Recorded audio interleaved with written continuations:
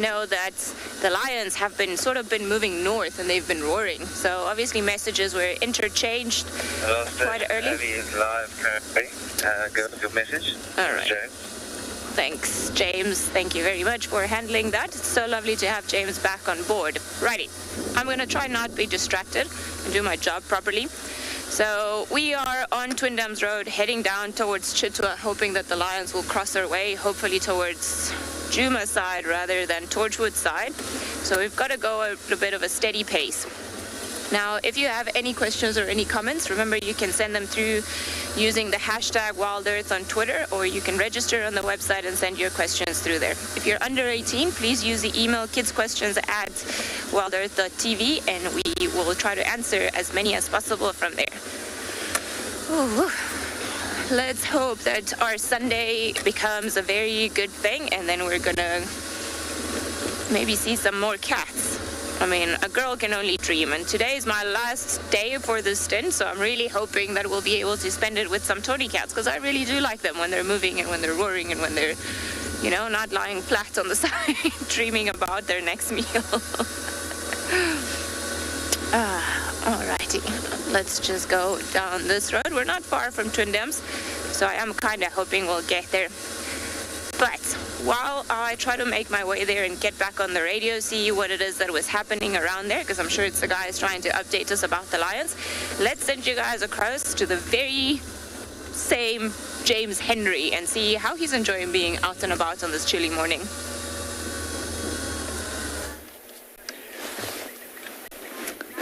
Good morning, good morning, good morning.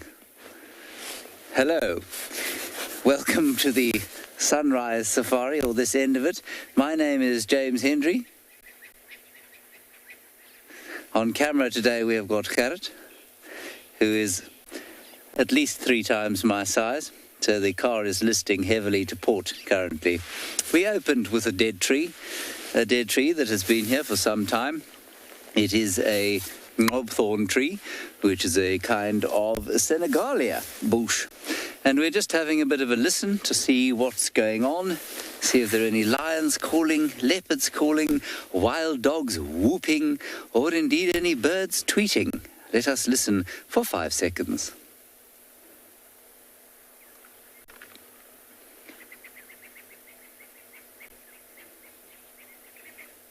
Nothing but 3 grey-headed sparrows down towards the drainage system of the Mramati riverbed, and 2 crested francolins shouting off towards the east.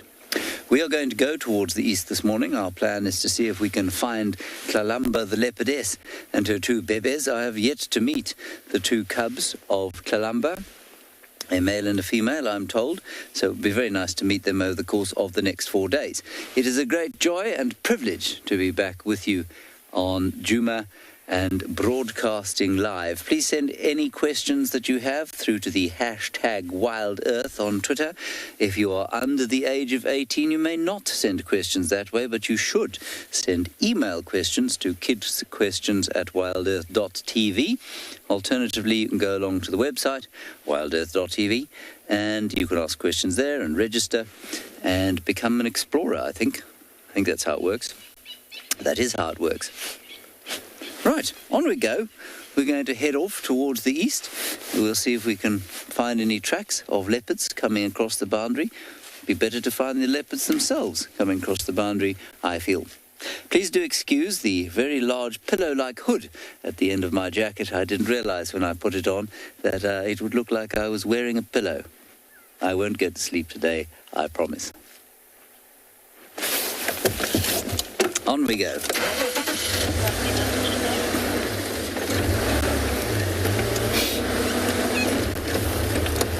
It's a relatively balmy 17 degrees out here, Celsius. That is 63 degrees or so Fahrenheit. And compared with Johannesburg, it's infinitely more pleasant. Hello, Teresa. You say welcome back to me. Thank you. It's very, very pleasant to be back. Lovely to be talking to so many of you again. Old friends. It's been, well, how long? 20 months since I last did a drive here at Djuma for WildEarth. I've done a couple of expeditions and a couple of safaris here, but this is the first live drive I've done for many, many months.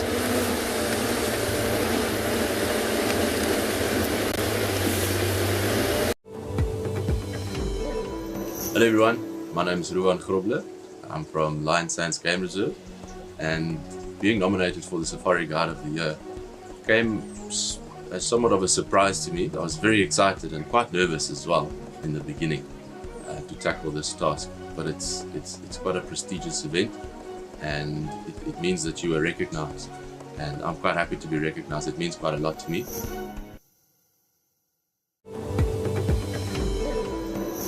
My name is Solomon Lovu. I am working at Singita Kruger National Park. I am very excited today to be one of the guys that have been nominated or selected to participate in the Safari Guide of the Year. I'm an activator. I like studying something, motivating others to become better. I am positive. I like to focus on the positive sides of the situation.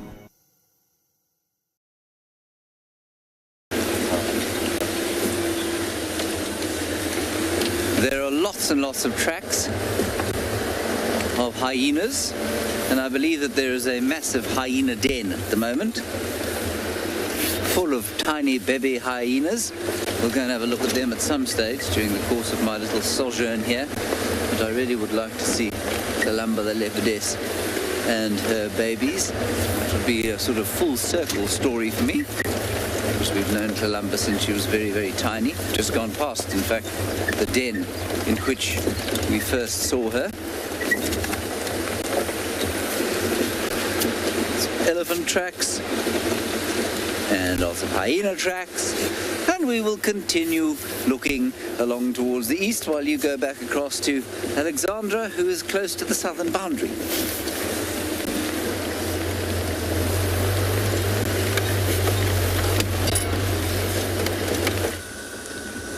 Well, hopefully James will get a very precious spotted cat when he goes all the way up to the east. We have made our way onto Chitwa. Now we're trying to follow up. There were reports for a male lion roaring, heading sort of towards Gowrie, Maine. The rest of the pride has been found, and we're sort of making our way there, but we just thought we'd try for gold and see if maybe we can find this other cat coming this way. Although I think it was a little while earlier, but you never know, we might get lucky. And Panda and I were talking about it. I think the last time we saw lions was what, maybe 7 days ago? I don't know, I don't think 7, but like Tuesday maybe, 5 days. So they've been very fat and happy and very stuck where they've been, which has been off limits for us, but hopefully today we can swap our luck around. I would really like them more if they became visible on my last day here. I've missed them lions.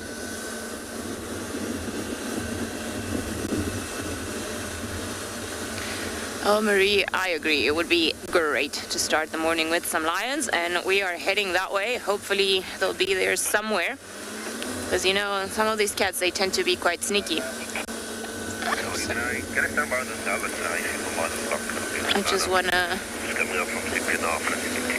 just gotta pay attention to the radio, because I think people are starting to come into the area. Yeah, I will make space for you. I don't think anybody's coming here. Alright, let me just... No problem. Sibs, on my way there. Okay, come here. Okay. Welcome, indeed. There's also one person walking down towards the Chito Dam. If you're going to start off that side, going to Pulamati. 4 Macy's here. 5 Macy's here. Looking at... That's the old driveway as well. Just south, west of Chito. Okay, copy. Which side is Mafasi gonna come for Puza? Is she gonna come the dam wall or side? I think by the dam wall, so drive the dam wall south. Okay, let's just go to the dam wall.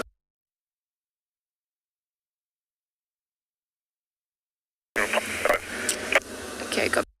Looks like there's a female that's coming towards the Chitwa Dam. So I'm gonna go around. Hopefully we'll be able to get them there. Oh, so many options.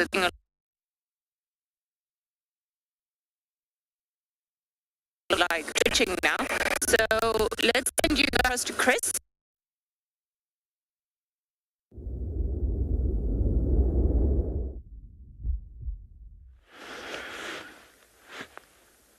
This never gets old. It's always a pleasure to just stop, really appreciate that. Let's take a minute to do exactly that.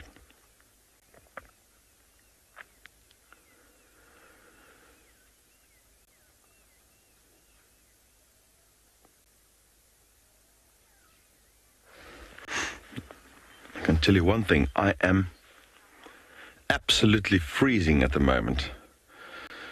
This is definitely one of the coldest mornings I've possibly ever experienced in the Lowveld. And I cannot wait for that sun to rise.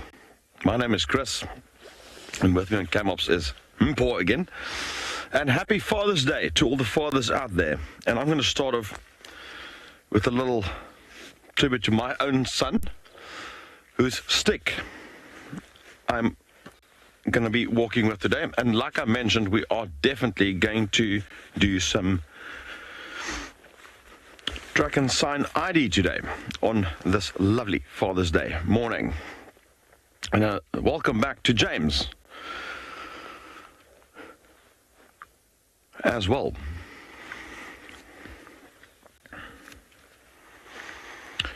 I'm surely happy. And if you are, happy Father's Day, Dad.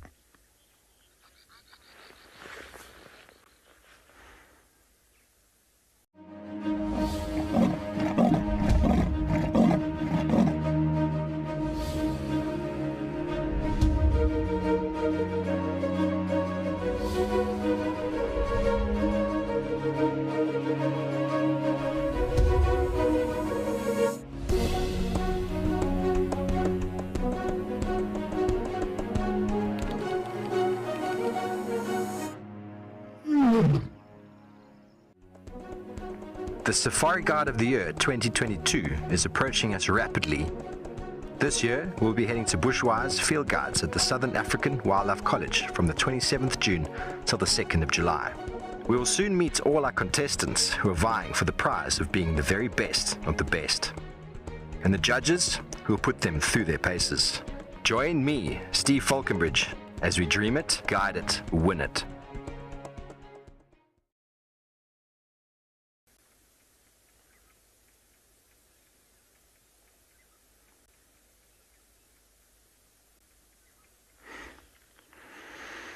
So like I said, get your pen and paper ready. So what we're going to do is we're going to do 3 track and sign at a time, and then we're going to keep score.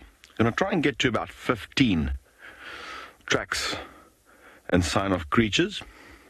And I'm really hoping that today we will be able to get something unusual.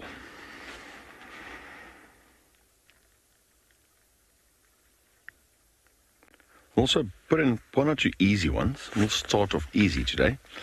So from here, we're going to move a bit westwards. And then we'll see if there's any interesting tracks. But anyway, let's head back to James to see what he's up to.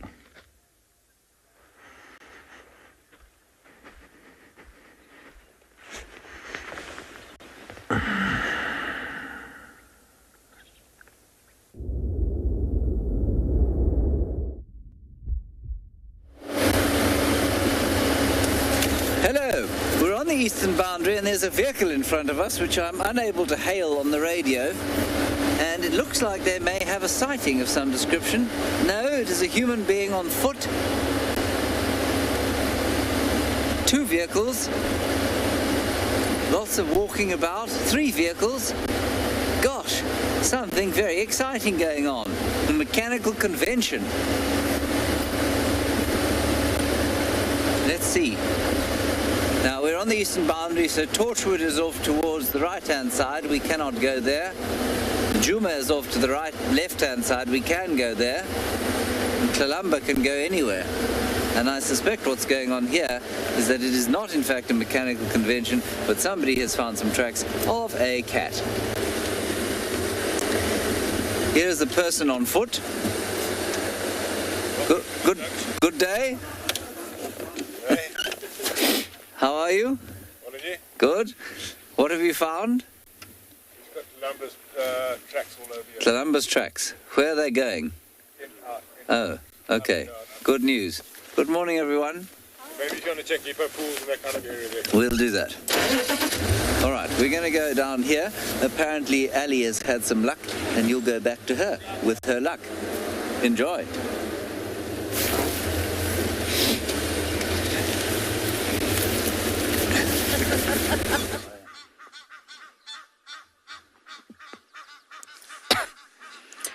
Success at last. Completely forgot that we actually saw Blondie during the week, and actually pretty much on the same spot, but from quite a distance. So I'm very excited that we're looking at a lion at long last. We've made it after a very, very difficult time with them, just because they haven't been moving, and I suspect them not moving around as much because they've been feeding on a kill has caused all of the other animals, namely the leopards, not to have to move around as much. So it's almost like there was a truce between all the creatures, and they all kind of stopped moving because the lions stopped moving. But now it seems like potentially the lions are going to start moving again, and then that will mean that some of the animals will have to start moving and shifting the areas where they've been, and I think that will bode well for us, particularly when it comes to the leopards. So who knows, maybe this Sunday is that switch in luck that we needed. Hee.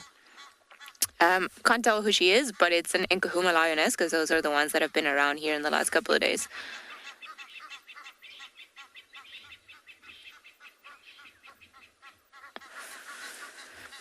Oh, very good time.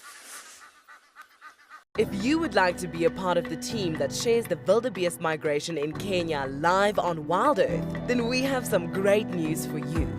There are a few places left to join our expeditions in August and September this year.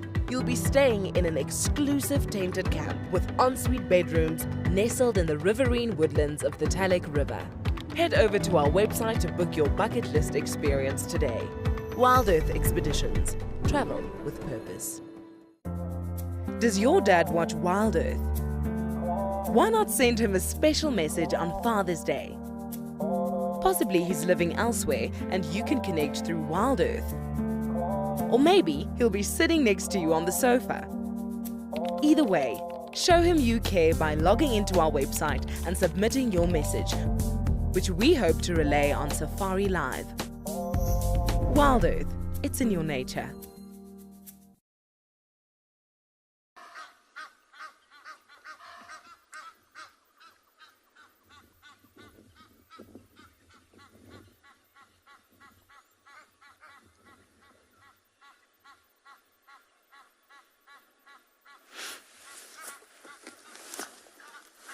I need binoculars. I'm so sad my binos broke.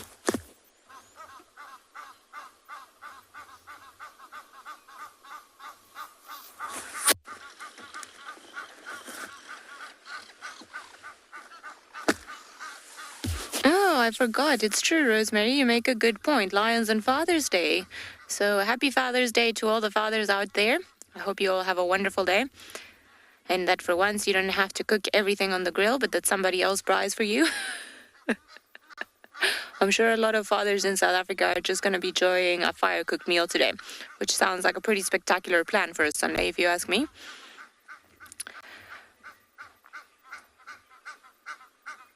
Are you turning around?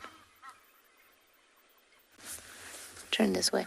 I'm impressed at how much water it's trapped. I suspect it's very thirsty, obviously, but I also think that maybe it hasn't had a drink in a very long time, potentially overnight, and then that's why it came all the way down here for a drink.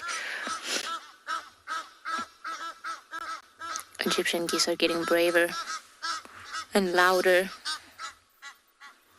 Don't you worry. It's gonna be done soon.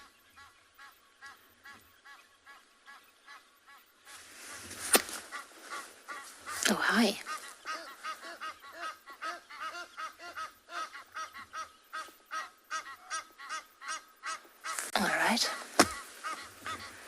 Well, I suspect it's going to go back to where the rest of the pride is, so I think we might as well just follow it.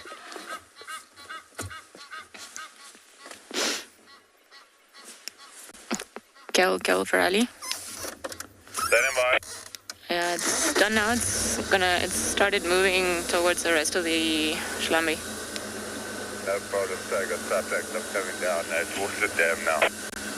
Copy. They moved off a little bit. Southern end of the airstrip. Okay, copy, thanks. Alrighty, let's give it a bit of space. Why are you nervous? Because you know this is the lodge and you shouldn't be in there. Naughty cat. So Chitwa is pretty much on the other side of that pole that you saw there. Of course, there is an electric fence, but a lion can... What are you listening to?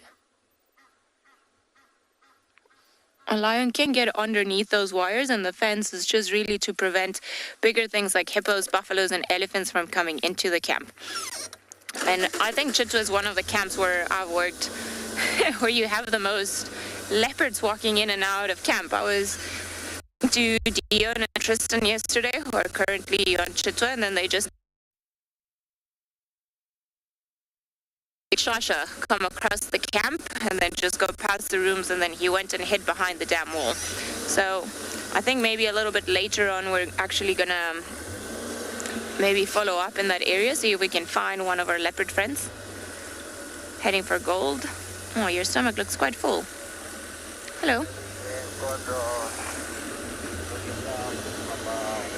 He's a little bit nervous, not of us, but I think maybe he can hear another lion or something, because as we said, the first update that we got was that there was a male lion roaring north of the Chitwa open area, which is the open area, or in this case, well, they were referring to the one in front of the lodge.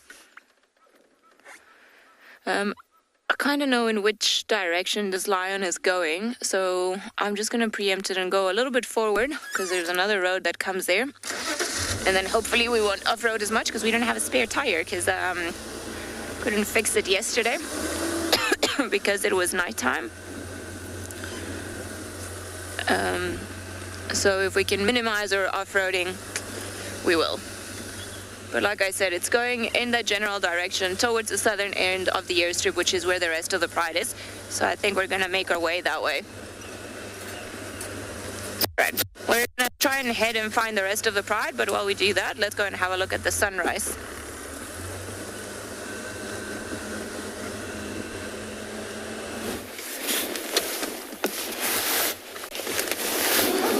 Righty, we have arrived at Buffelshoek Dam, or Buffelshoek Waterhole, and that is in the northeastern corner of Djuma.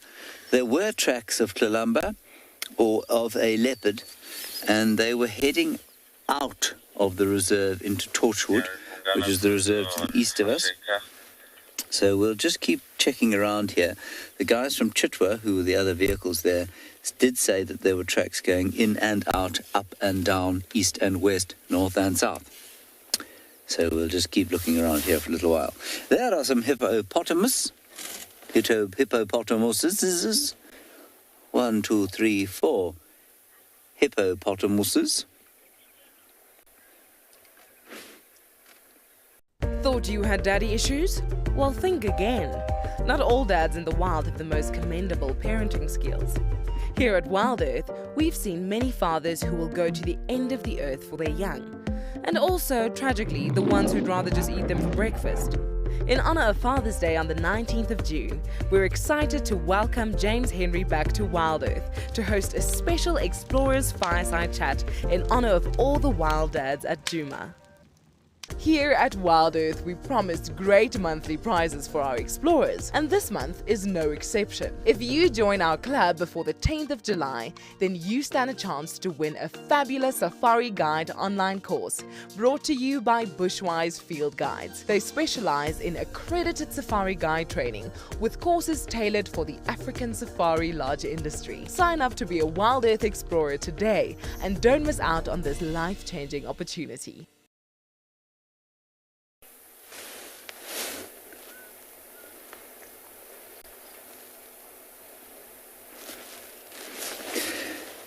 And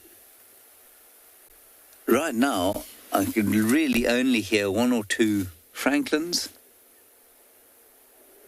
Crossing out of Juma, thank you. My stomach growling.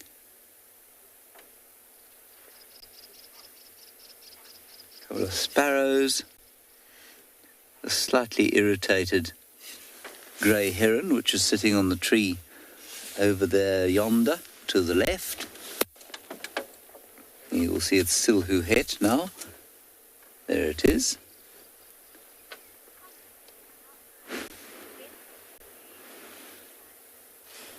Hello, Malcolm. Indeed, I agree with you. The best time of the day is, in fact, the sunrise.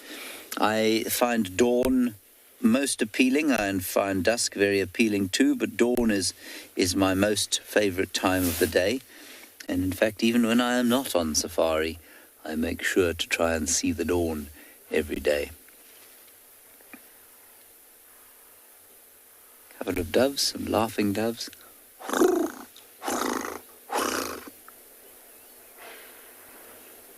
Lovely sound of the hippos going as they exhale. We're listening out for the telltale sounds of perhaps an alarmed impala going or an alarmed kudu going boo, boo. Doesn't really sound like that, but it's the closest I can get without making a noise loud enough to make that poor grey heron take off to the skies.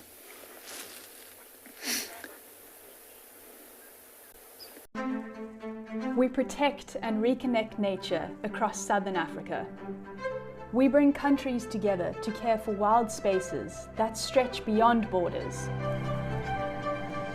We protect and restore biodiversity. We prioritize the people living in these landscapes, enabling them to thrive in harmony with nature. We are restoring tomorrow.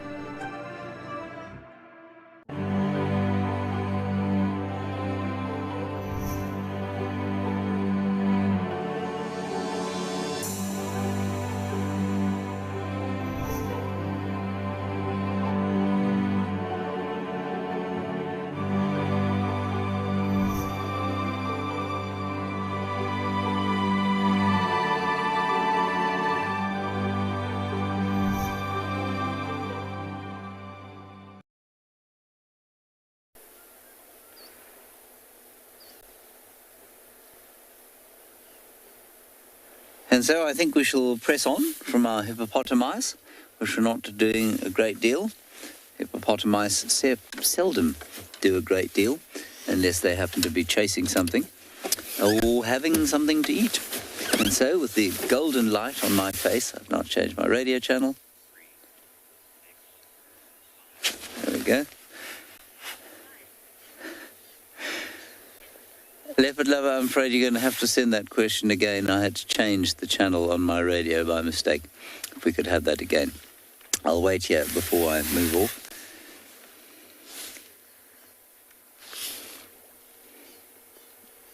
And that's always, it's always a very good thing to just sit and listen. You want to know if full-grown hippos vary in size in different parts of Africa? Leopard lover, not to my knowledge and not in my experience, no. I think that they're all pretty much the same size. I suspect if you were to do accurate measurements of mass and perhaps length of all the hippopotami in Africa, you would find that there was some regional variation. There's definitely regional variation for animals like Impala, wildebeest, and maybe elephants as well. Certainly elephant shapes up in East Africa tend to be slightly different. Tusks are slightly different. So yeah, you probably do find that there's some kind of regional variation, but it's not something that makes its way into textbooks. In other words, it's not very obvious.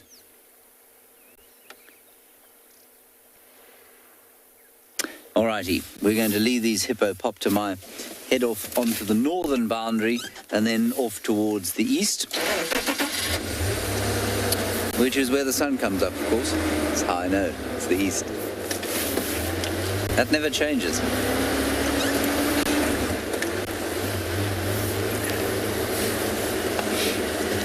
reacquainting myself with all the landmarks, trees, grasses, bushes.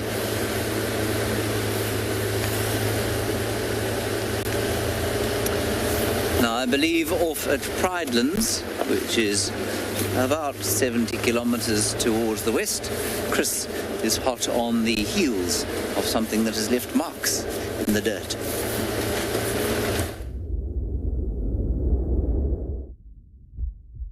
Promised, we are going to do some track and sign ID, and we've got a conundrum here. Look at this. Something's been zigzagging here. It's been dragging. Look at that. You can see it all the way there, and then stops and goes into the bush. So what is that? Dragging is a tip of something, and our evidence is right here.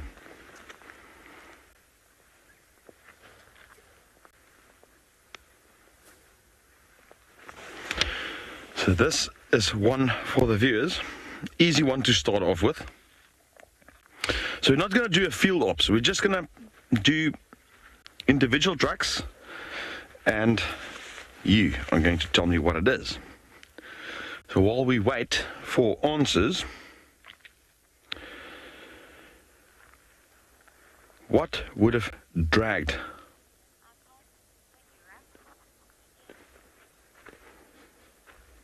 In this. The Safari Guide of the Year 2022 is approaching us rapidly. This year, we'll be heading to bushwise field guides at the Southern African Wildlife College from the 27th June till the 2nd of July. We will soon meet all our contestants who are vying for the prize of being the very best of the best, and the judges who will put them through their paces. Join me, Steve Falconbridge, as we dream it, guide it, win it.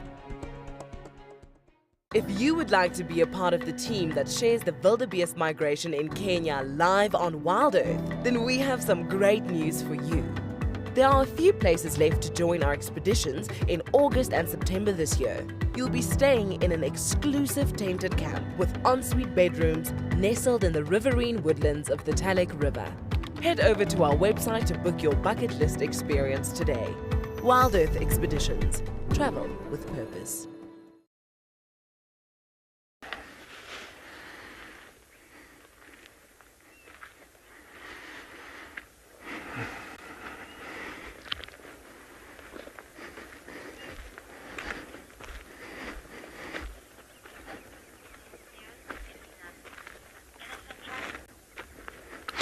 Right, so some of the viewers are saying it's an elephant track, and that is 100% correct. So that zigzag that we saw is an elephant bull. And I'm saying bull because you won't see cows having that easy walk, dragging their trunk like that. Cows have to get down to business. In terms of they are mothers, they have calves, they're in a herd structure, they very seldom drag the trunk like that. The dads, the fathers, will often do that, especially lone bulls. And when we go back to the track, let's reconstruct it.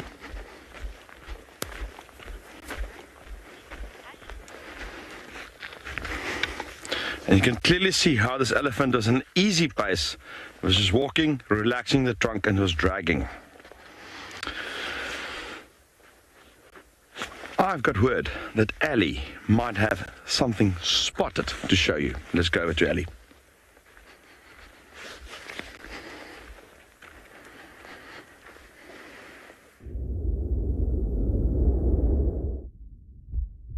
Bumped into one of the celebrated animals of the week, a spotted hyena. I'm going to go on a limb here and guess that this is Corky because it kind of looks like her. And I know she was around yesterday. So obviously with the lions moving around, and we know that they've been on a kill not too far, hyenas have also been in and out. And look at that stomach. She looks like she's had a very good meal. Now, unfortunately, it seems like the lions have moved off the southern side of the airstrip at Chitwa, which is where they were earlier, and then that just crosses over into another property. So we haven't had any luck with them just yet. and we had that young male that was coming in this general direction. But of course the guys forgot to update us on the fact that they had crossed south. So we're going to stick around with some of them, and just in this big open area we can see there's another hyena back there. I don't know if you can see it also milling about. So we're going to kind of stay around here, see if perhaps we can just come across anything, because the impalas are alarming everywhere. I mean, there are hyenas and potentially some other lions somewhere around here. We know that the guides also said that there was a leopard seen somewhere last night. So I think it's an area that we just need to be patient with and then just sort of hang around in and see what else we can find.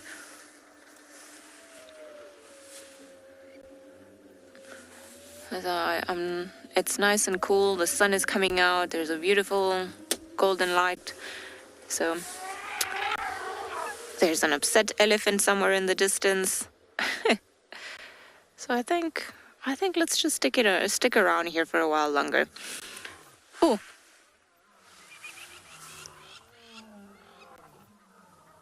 And Tima, I can hear lions in the distance.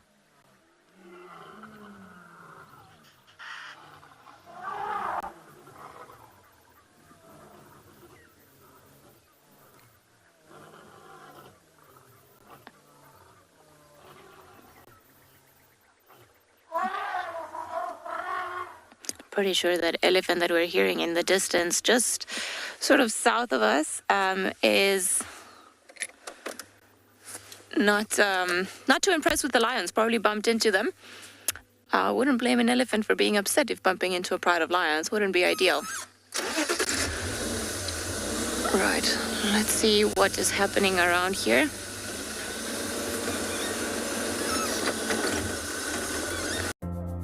Does your dad watch WildEarth? Why not send him a special message on Father's Day? Possibly he's living elsewhere and you can connect through WildEarth. Or maybe he'll be sitting next to you on the sofa. Either way, show him you care by logging into our website and submitting your message, which we hope to relay on Safari Live. WildEarth, it's in your nature. Thought you had daddy issues? Well, think again. Not all dads in the wild have the most commendable parenting skills. Here at WildEarth, we've seen many fathers who will go to the end of the earth for their young. And also, tragically, the ones who'd rather just eat them for breakfast. In honor of Father's Day on the 19th of June, we're excited to welcome James Henry back to WildEarth to host a special Explorers Fireside Chat in honor of all the wild dads at Juma. I was sort of coming in this general direction, but now I think they're all pretty much scattered. I mean, the reports have been there's a lion roaring here, another one roaring there. So who actually knows what happened overnight? But we're going to continue working around the area a little bit, see if maybe we can't find some other lions somewhere else. Because they are around, they're coming in and out. It's just a tricky spot because, I mean, on the southern side of Chitto, of course, there's another property that's called the Nets where we cannot go. And that's where a bunch of them have been.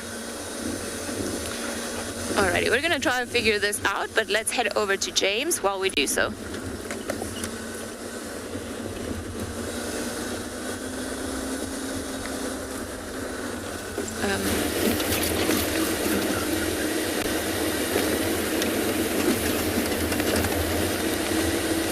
I have not found anything further except this very fine grass plant over here. Oh, look at that.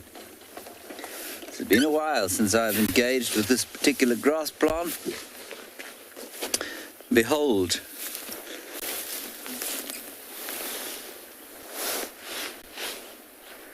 Bothriacloa insculpta.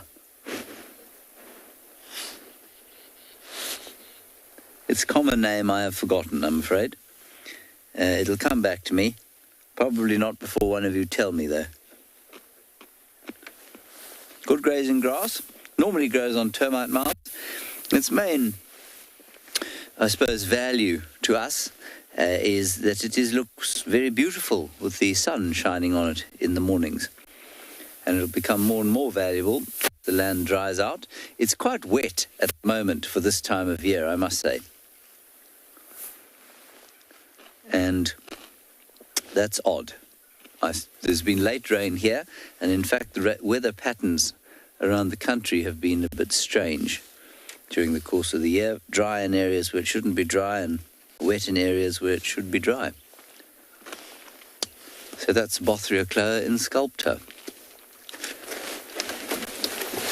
Rather distressing that my small 1 megabyte brain has issued that bit of information. It's a common name. Sorry about that. Very distinctive taste.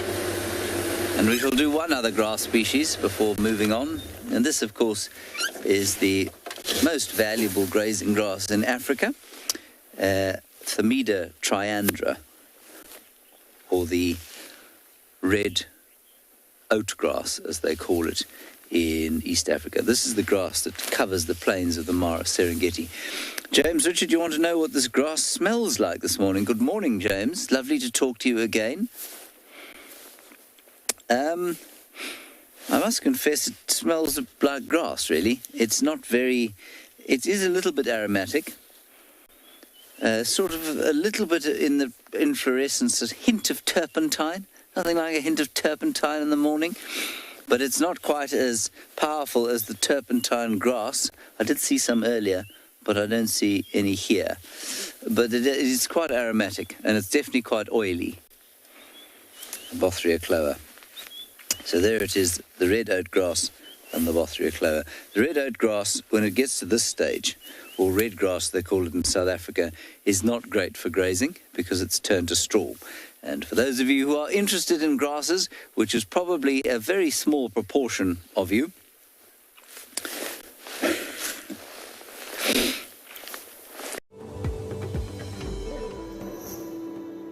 Hello everyone from sunny Namibia. My name is Cameron Pierce, and this year I'll be representing Ongava Game Reserve at the Safari Guide of the Year 2022 edition.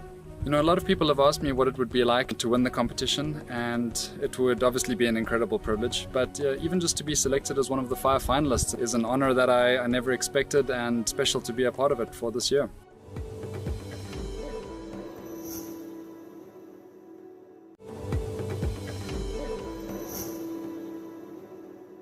My name is Liam Henderson. I'm a guide at the Homestead Lodge on Nambiti Private Game Reserve in KwaZulu-Natal. I think Safari Guide of the Year is a great competition to be a part of. I'm somewhat nervous for the tracking part of the competition, as being in KZN now, haven't been exposed to the low-felt animals and tracks and signs that are so apparent up there.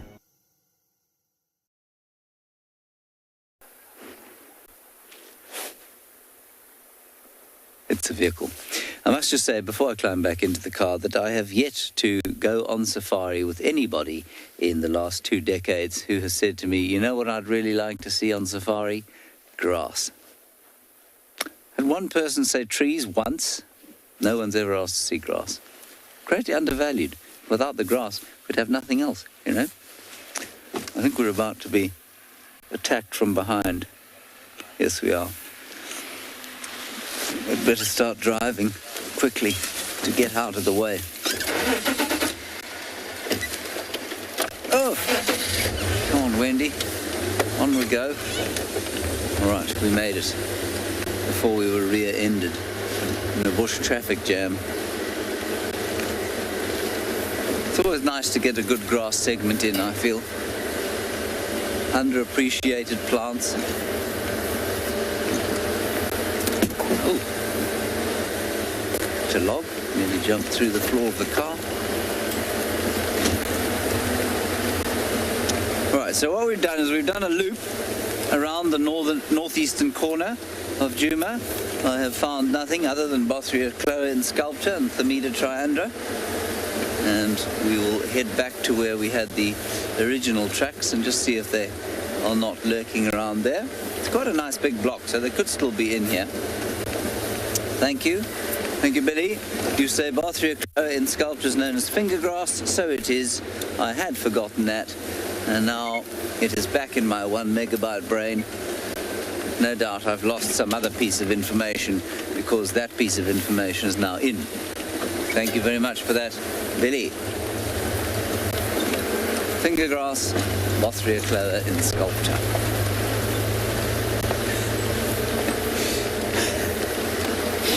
And of course, these are the things that if you have guests from overseas that you must talk about, because you can't just drive around and tell people absolutely nothing as you go. So we talk about grass. You also talk about things like tracks when you're not looking at the actual animal.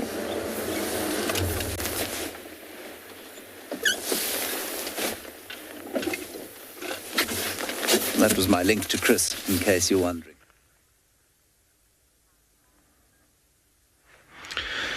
You know, when the sun is in an angle like this, it can actually complicate tracking. Because there's obviously a paw print here. You know, from where I'm standing, it's cool, I can see it. But let's figure out, what do we see? We can see shade there. Highlighted area, shade. Oh. Another paw print there, another one there, another one there. So it's obviously a large-ish predator. If you compare it to my hand, you can see the track there. It's about the size of my palm, so it could be a leopard, could be a hyena. Probably not a lion, but too small. Could be a wild dog. So how do we go about to establish what it is? Let's look at this track over there. You can see this animal's walked, its front foot especially, is sort of sideways, but there's the pad, toe, toe, toe, toe.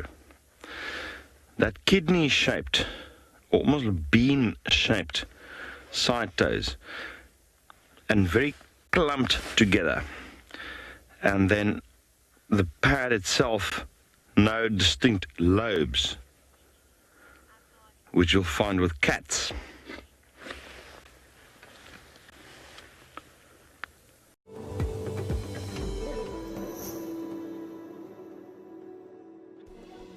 My name is Nico Brits. I am originally from Cape Town. I worked in the Eastern Cape for about 9 years before I started working at Bushwise Field Guides in the Lowveld, close to Makalali Private Game Reserve. So I'm hoping that by doing this could inspire the younger or newer guides coming into the industry to do the same. The Safari Guide of the Year 2022 is approaching us rapidly. This year, we'll be heading to Bushwise Field Guides at the Southern African Wildlife College from the 27th June till the 2nd of July.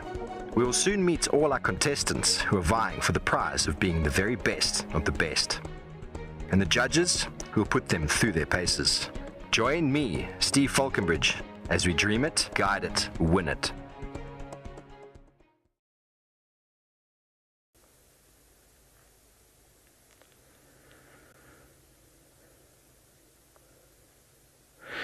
And since we're on Father's Day today, interesting as we all know that hyenas are a female-dominated society. They have a matriarchal system. So if I was a hyena today, it would not have been a happy Father's Day. I'd rather be a male lion. So I'm hoping to find some more tracks around Leopard Dam, where we are now. As you know, it's one of my favorite spots, perhaps of lions, but at the moment not.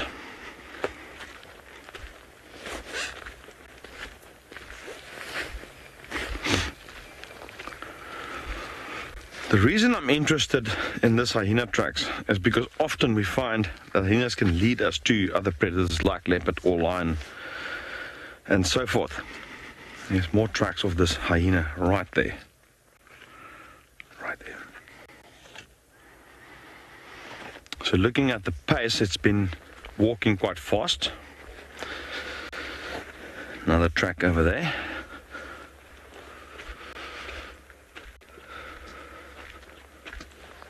I don't know. Is it worthwhile to track? That's the question I always ask. Is it worthwhile to track? Now, hyena as a species, no. But they can lead us to something else.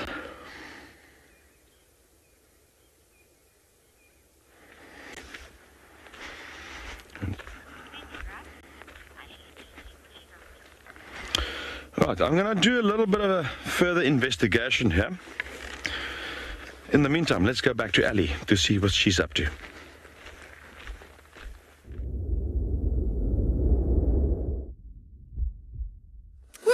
Well, talking about hyenas, I am really sorry because I am terrible at identifying hyenas. Don't know what it is about them that just my brain just doesn't. But we'll get there at some stage. Or so no further luck with the lions. They're just in that spot where we can't go to, but hopefully later on in the afternoon.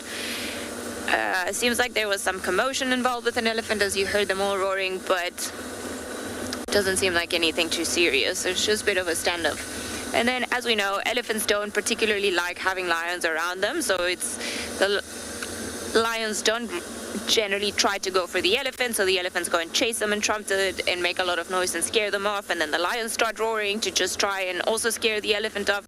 So it's just a big like shouting match, and almost like boys at I can just imagine them at a disco, and you've got everyone just going like this and then just saying like, oh, I'm bigger, I'm tougher. I think that's kind of what we heard. What is that? Is that a lion there? Please be a lion.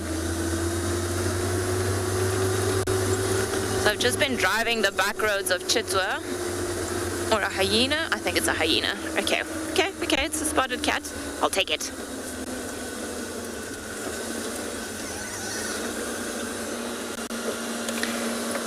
Derek, you're 12 years old and you're wondering why elephants don't like lions. Well, most animals don't really like lions. Other lions don't like lions. It's because lions have a habit of eating some of the animals around here, so they just try to stay away from one another. Hello. Don't know who you are because I can barely see you with the glare. But I'm not even going to try and say your name because I'll probably get it wrong. Broken ear? Let's see. You guys have been loving having the lions around, haven't you, hyenas? Okay, let me just reverse. Maybe Ribbon?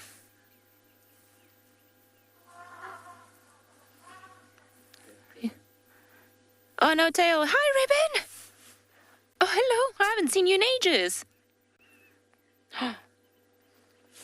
Oh, good to see you. We were just talking about you yesterday, wondering when's the last time that we saw you. Oh, well, this has been a good reacquaintance drive with some of the hyenas, because I don't think I've seen Intima for a while, and I'm not sure that, I think this might just be the first time I've seen Ribbon in all my stint that I've done this time around, so it's good to see you. It's so nice to see you. Hi, you're looking okay. Besides the tail and the ear, which are all the injuries. You don't look too bad. You actually look quite healthy.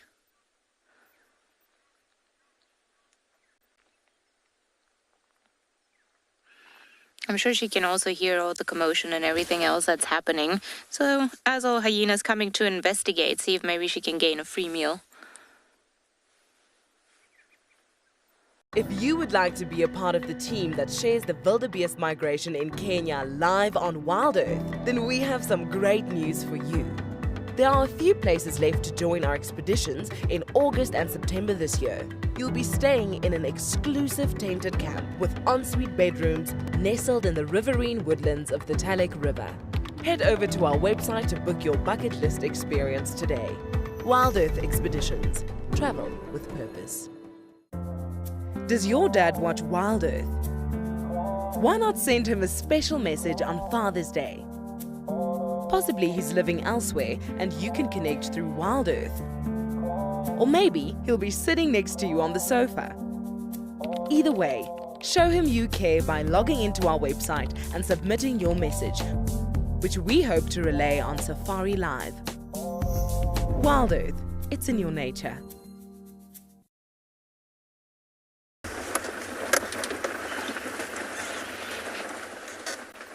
She really did dash off, didn't she? And she's intently hearing something in front of us.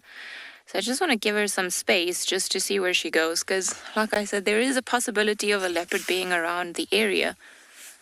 And she is running sort of in an opposite direction from where everybody else was running to, or where we saw the other hyenas. So, all right, I mean, she's on a mission. Let's just see where she goes.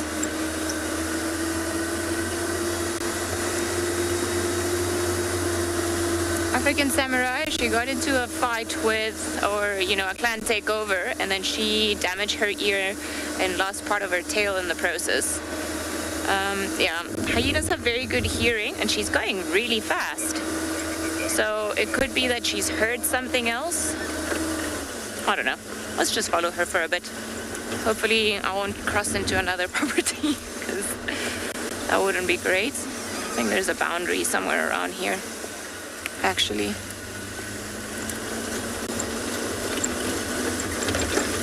Interesting, because she's not running towards the den. She's not running towards where the lions were. So I wonder if she knows something we don't. As I was saying, they've got really excellent hearing, and they can hear another predator crunching bones at quite a distance. Now we've lost her. Straight. Oh, I can't go straight. This is the boundary with Little Gowrie. Okay. Well, we tried. Maybe Shasha went into Little Gowrie and he's eating something there. All right. Well, we've tried, but don't really want to get into trouble for crossing into somebody else's property. So I think maybe we're going to go down this way, head back towards the dam. Maybe there will be another lion that will come and drink from the dam, which would be pretty cool. Oh, lots of things to wonder and puzzle about this morning. And I know Shasha and Langa have been around Little Gowrie camp quite a bit lately, so maybe that's what she heard. Okay. I'm gonna head back to Chitwa Dam and start the process all over again, but let's head over to James and find out how his search is going.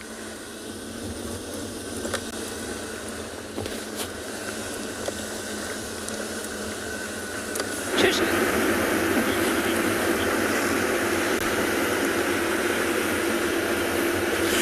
We are now on the eastern boundary, and we are looking for more tracks.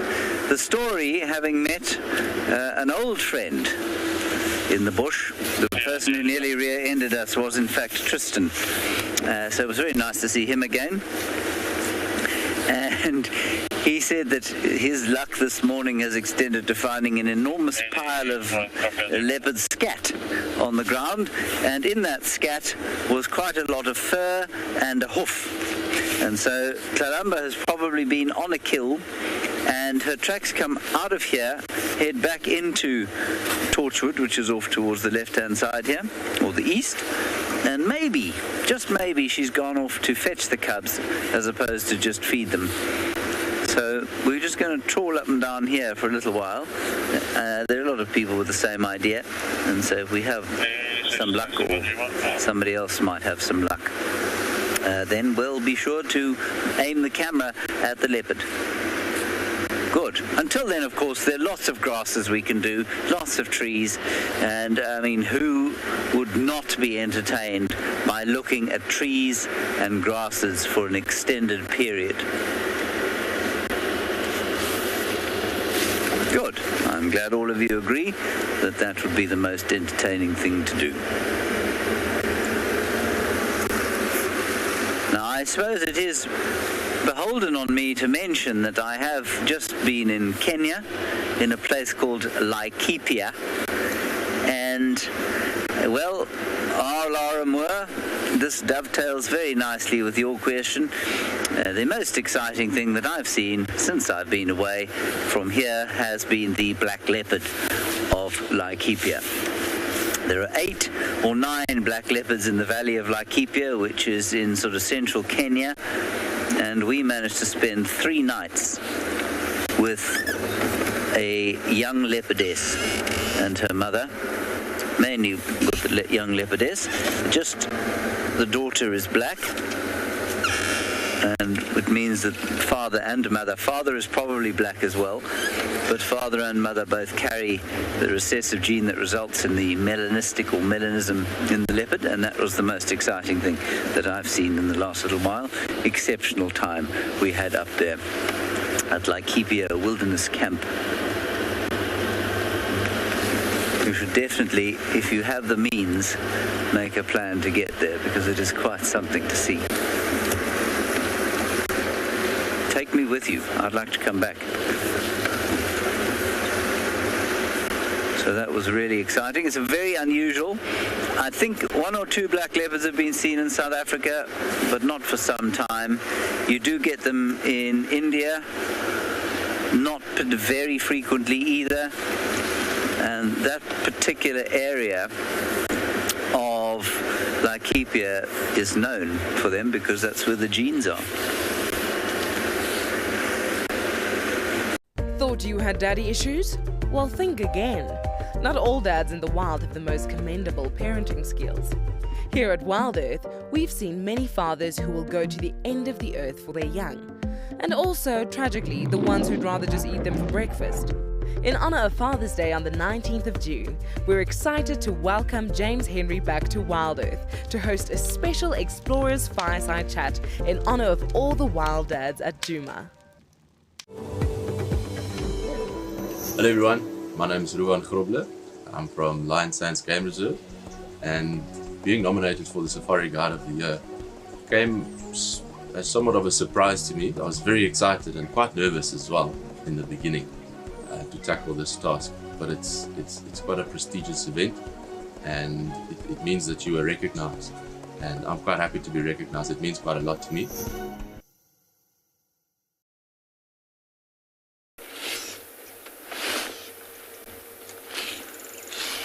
Right, there's some very irritated birds up ahead here. Crombecs and rattling cisticolas. What have they seen? Is it a threatening snake or is it a leopard? Let us check the ground for tracks. No, I see no tracks. It may be a little sparrowhawk that has caused the consternation in the small birds that are calling. Let's just have a brief gander about here. There's a very deep irritation.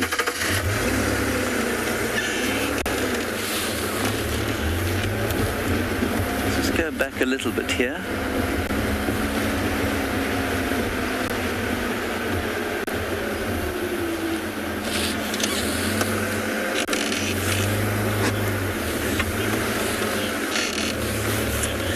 Jenny, you want to know how it feels to be driving Wendy again? Well, it feels very good because I am here at Djuma talking to all of you on camera again. That part of it feels excellent. The actual act of driving the Land Rover Defender 90 is well, I mean, I'm not going to describe it as the most enjoyable experience of my life, because, well, this was a car developed in the 40s, I think, and, well, not much has changed in it since then. So there are certainly more pleasurable driving experiences, but what it represents is magnificent, and that is, of course, this whole thing that we're doing together now, which is wonderful. I thought I saw some tracks, but I didn't. People have been walking up and down here in the same hopes that we have. I'm just going to look here quickly. No. We'll continue down the road. Perhaps she'll pop out in front of us.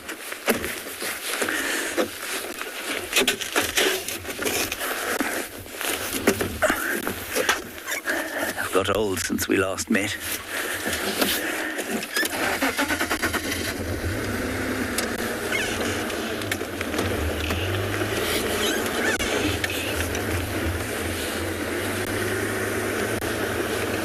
Yes. Linda, you say you're so excited for me to meet Tlalumba's cubs. Linda, I am even more excited than you are at the prospect of seeing Tlalumba's cubs. I think I've just seen a termite mound, which is very exciting.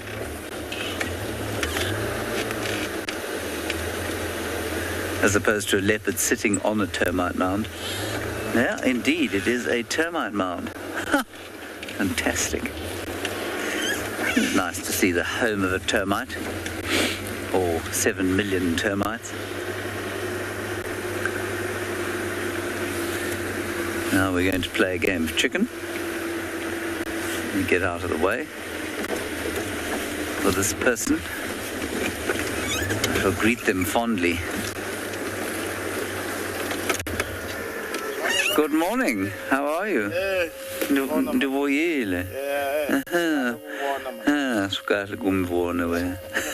Hello, everybody.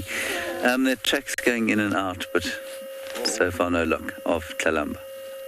Yeah, which side? She comes out, and I think she's gone into Torchwood. All right. Yeah. Yeah, I saw a track also back there on Okay. All right. Well, we've come to Chitwa Dam just to have a look at the hippos we were looking at last night. They all seem pretty chilled, and I think the ones that we're looking at are actually some of the youngsters that were coming out when we were here.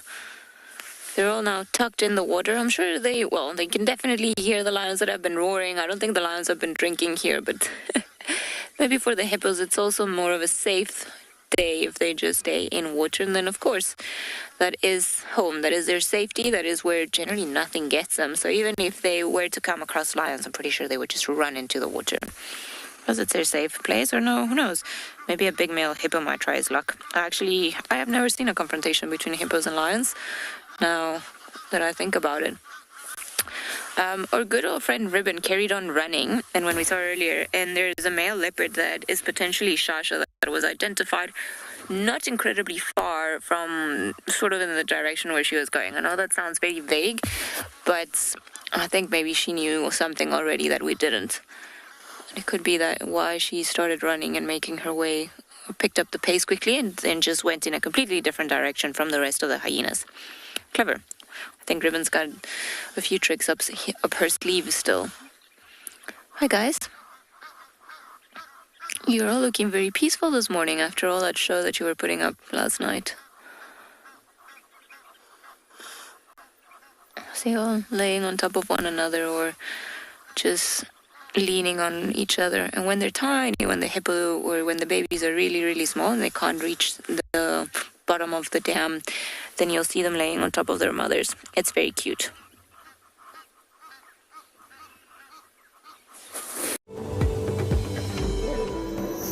My name is Solomon Lovu. I am working at Singita Kruger National Park. I am very excited today to be one of the guys that have been nominated to selected to participate in the Safari Guide of the Year. I'm an activator. I like studying something, motivating others to become better. I am positive. I like to focus on the positive sides of the situation.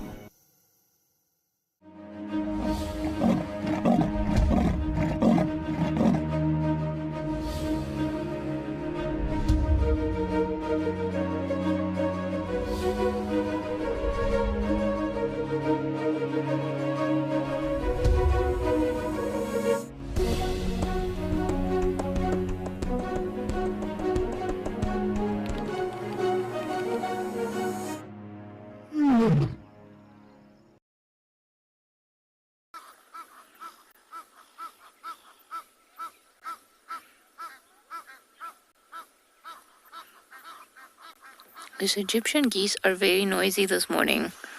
Don't think they're enjoying life all too much. But, I mean, it's just really part who they are. They are very known for being quite loud. Okay, hippos, although you are looking adorable, I think maybe I'm going to leave this area, just try our luck in another part of Chitwa, see if maybe we bump into another cat.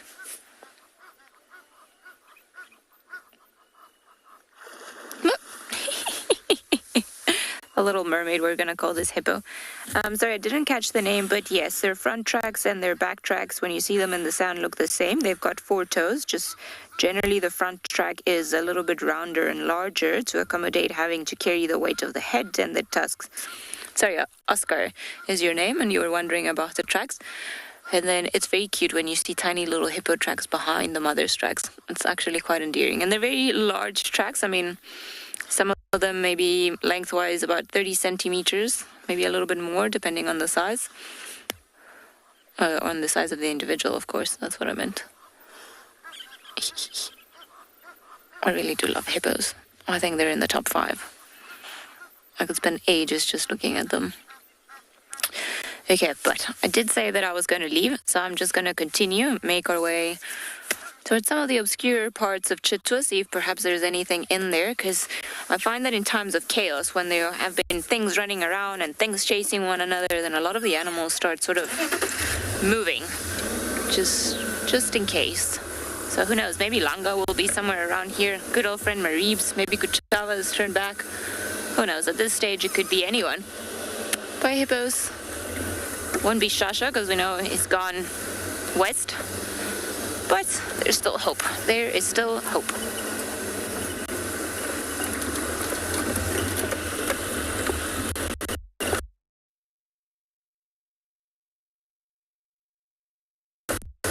Another creature, so let's head over to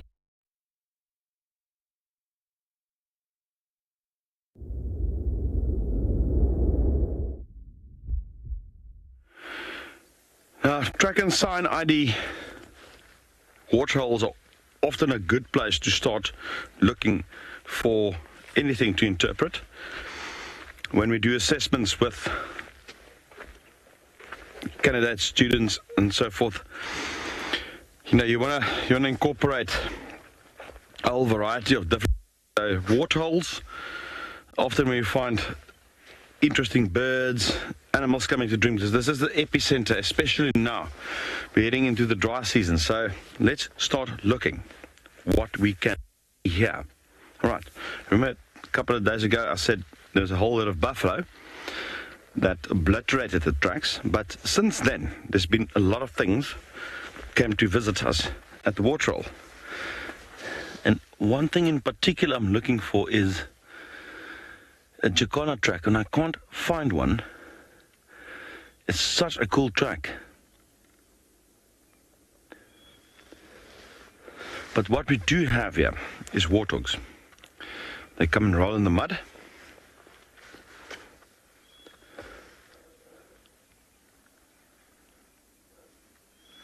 Here's an interesting track. Look at this.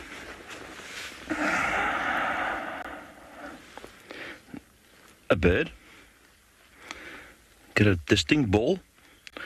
3 forward facing toes, no back claw. And then there's our cue. You can see there's a little line there. So that's an easy track. You can clearly see the webbing, which indicates that this is a goose or a duck or something like that. If you look at the size, it's about the length of my finger, and that make it a Egyptian goose. They often walk around here. Marilyn is asking, what's the smallest bird track? Marilyn, when we do these assessments, one of the bird tracks that we often get is what we refer to as a small passerine, which is a group of birds. It's one of the largest group of birds. So looking at things like wax balls and so forth. And we often get tiny, tiny little bird tracks that the answer there, you can't conclusively say that it's a wax ball or a sabota lark or etc. So you basically there, the answer would be a small passerine, which is a large group of birds, which is perching birds, small perching birds, and that includes things like, it's such a big group of birds, but that would be one of the smallest bird tracks that you will see. Remember that those type of birds, often a lot of them are arboreal. They live in trees or spend a lot of their times in trees. So like oxpeckers, you will very seldom see oxpecker tracks. Things like doves, obviously we know that they walk around on the ground. We see dove tracks quite a lot.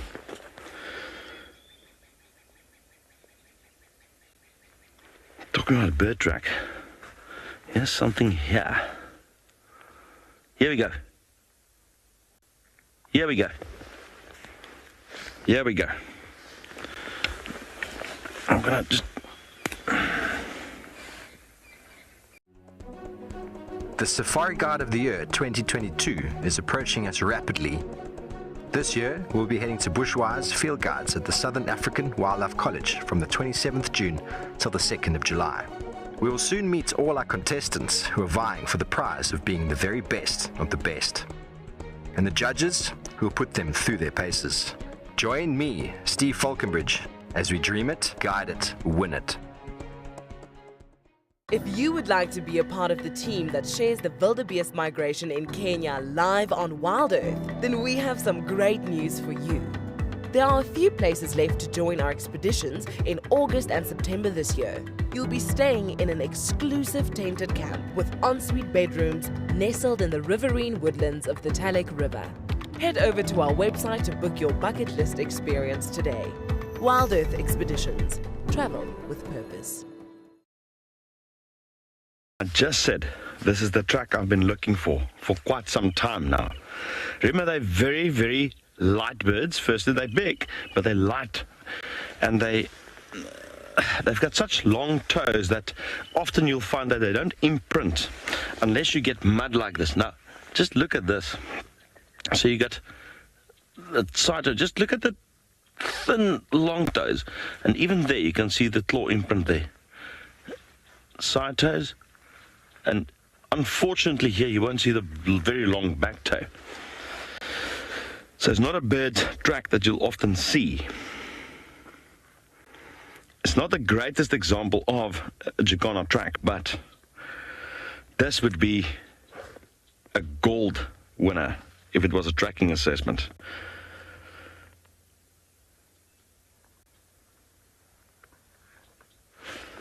Let's look at that.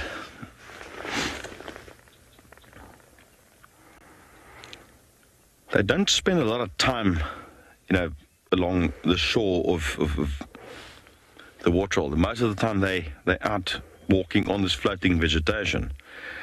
So that is a good find in terms of tracking. That is something to really relish.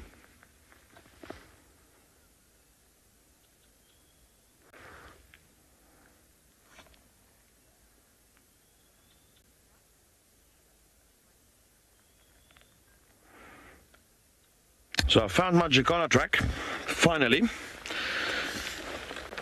I'm still hoping to get a better example of it, but in the meantime, let's find out what James is tracking.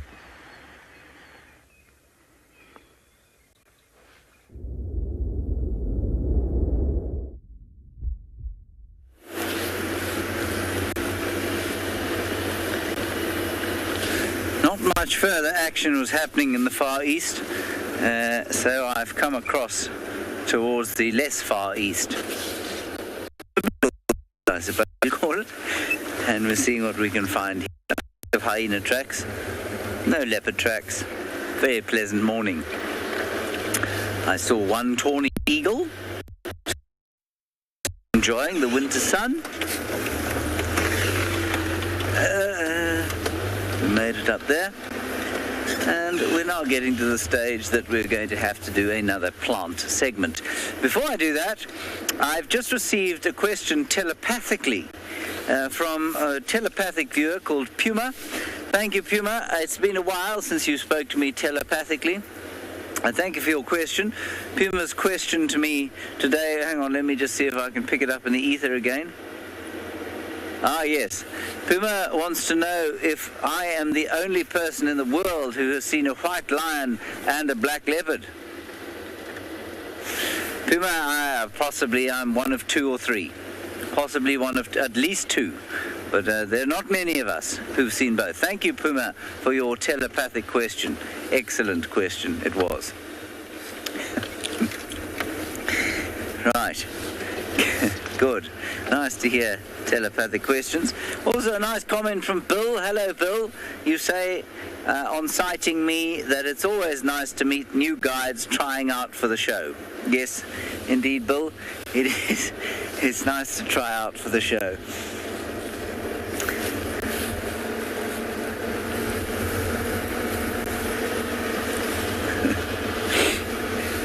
It's so nice to be out here again, I must say. It really is a great privilege. I think we'll probably head down here and then keep going east. Does your dad watch WildEarth? Why not send him a special message on Father's Day? Possibly he's living elsewhere and you can connect through WildEarth. Or maybe he'll be sitting next to you on the sofa. Either way, show him you care by logging into our website and submitting your message, which we hope to relay on Safari Live. WildEarth, it's in your nature. Thought you had daddy issues? Well, think again. Not all dads in the wild have the most commendable parenting skills. Here at WildEarth, we've seen many fathers who will go to the end of the earth for their young. And also, tragically, the ones who'd rather just eat them for breakfast. In honor of Father's Day on the 19th of June, we're excited to welcome James Henry back to WildEarth to host a special Explorers Fireside Chat in honor of all the wild dads at Djuma.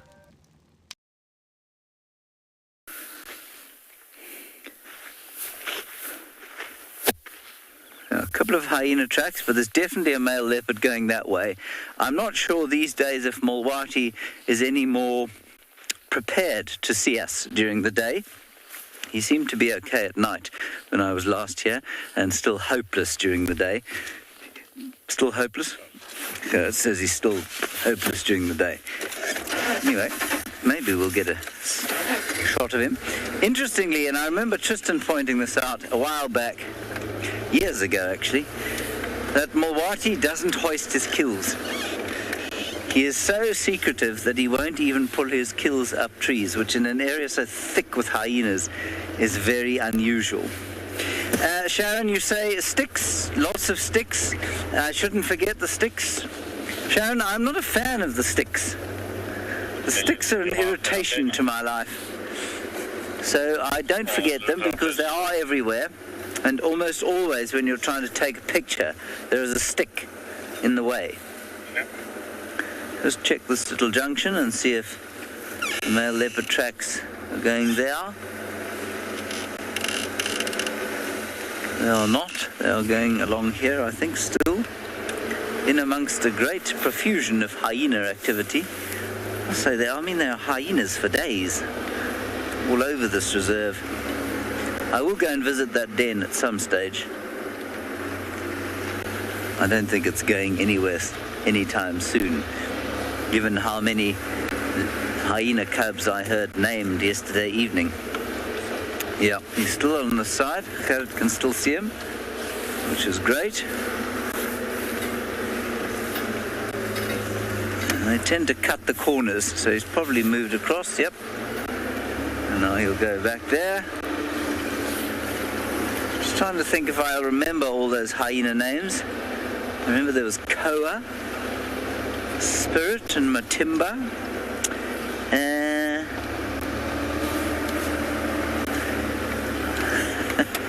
I think that's all I got.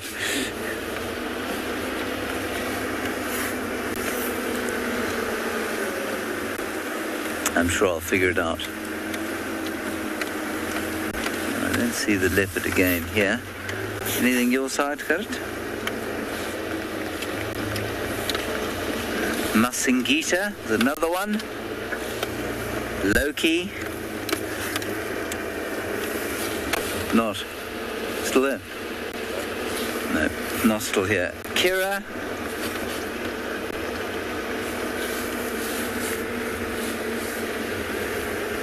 Alright, so this leopard's not... I'm not going to spend a huge amount of time looking for this male leopard because it's most likely Mulwati, and he's, from a tourism and filmmaking perspective, hopeless creature.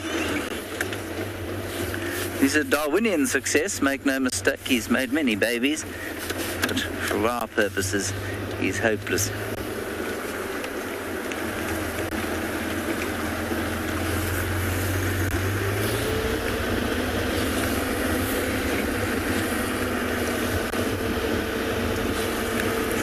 All right, we'll pop back across to Ali now. I think she's still down towards the south. Let's see what she's looking for there.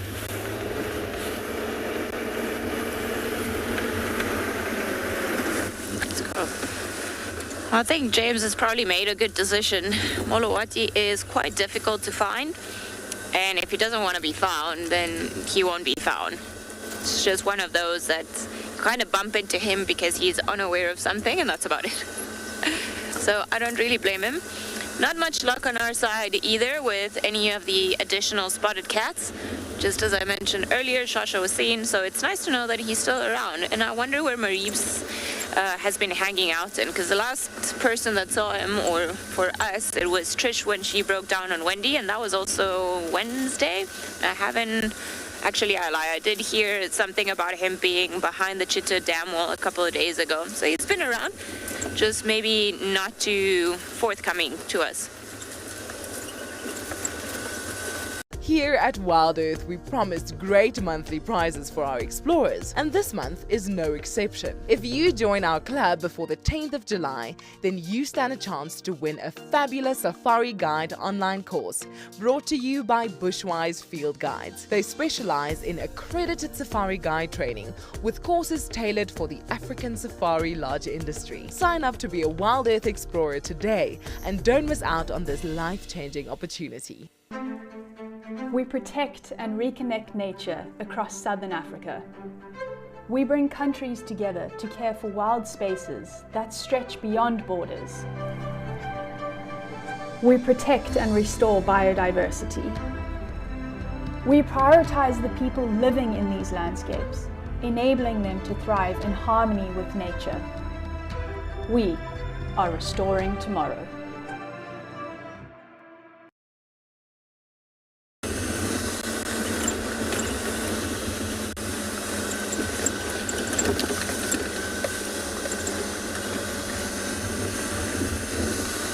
Much happening here. There are some very big termite mounds in this area of Chitwa, so we're just sort of on the eastern side of the property. And I've seen so many leopards on top of this termite mounds that I was kind of hoping we were going to get one of them here today.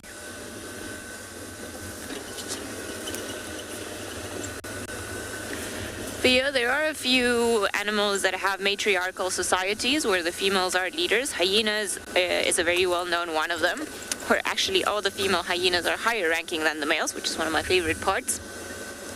Then elephants, of course, they've got matriarchal societies where generally there's an older female that leads the rest of the herd. There are a lot of studies nowadays that are also indicating that giraffes have potentially a matriarchal society, whereas we used to think that they just form loose associations for certain periods of time. It seems now with new technology and new observations and a very long study that was done in Tarangire in Tanzania in the last sort of 10 years, long time, that points towards the fact that giraffes have actually a very different type of association. So those are the three that I can think of. I'm pretty sure there's another one, but I can't think of anything else. Those are the three obvious ones. And then, of course, we've got lions, and then generally the prides. Within the pride, we've got the females that are bonded together, and there's one that is potentially more dominant than the rest of them. But if you're looking for a very good example where, you know, there's one female that leads the rest of them, I would say hyenas and elephants are predominantly the ones that everybody knows of, and then everybody can agree on being a matriarchal society. They're actually pretty cool. I like all of those creatures. Okay, I don't think I've seen much here. I feel like I'm missing another matriarchal society, but maybe it'll come into mind a little bit later.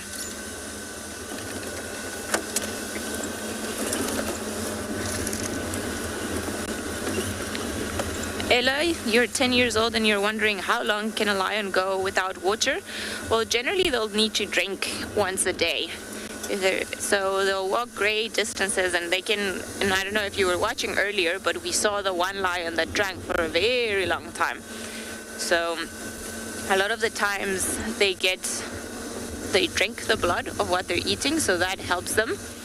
But once a day is a good average for the lions if they don't have any other mission that they're going to or anything else. So you always kind of find them close by to water holes. They need water to survive, and they can't go a couple of days without it, especially when it's very hot. Right. No leopards on these termites mounds, sadly. We're back on Gary Main, so I'm gonna actually start heading back to Juma, see what we can find in Juma. I'm sure plenty of things. think maybe I'm gonna go towards central. Just keep an eye on that sneaky Bachelor Tony Eagle pair that we had up there. And I wouldn't be surprised if Molowati had actually a kill on the ground somewhere. That's what Hurt and I were thinking, but we couldn't find anything. He could have very easily just hid it under a bush, and then it would have been quite difficult for us to see unless, we were right close to it. But I think maybe that's their plan. We're gonna head that way and then maybe bumble our way towards the hyena den, but let's head over to Chris, who's enjoying a morning of tracking.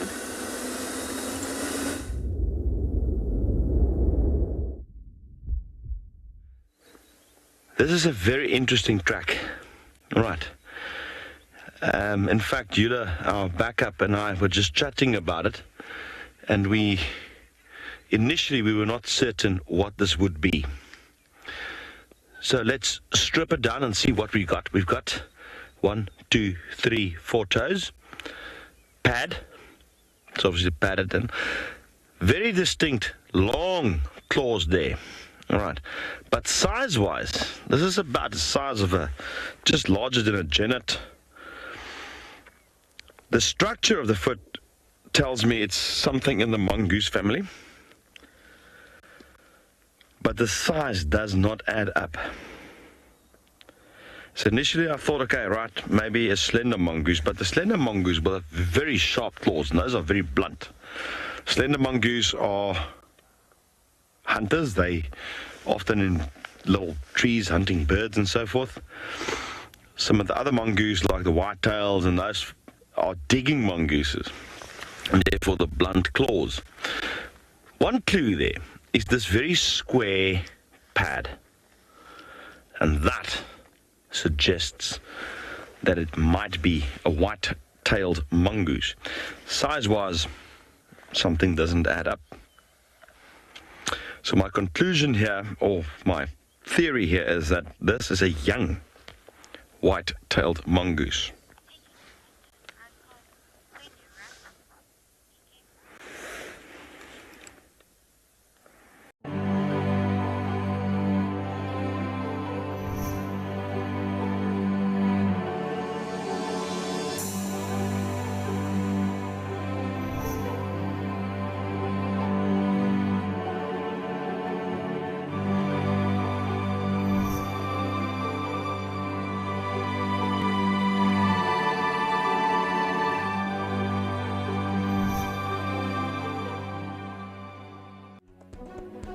The Safari Guide of the Year 2022 is approaching us rapidly.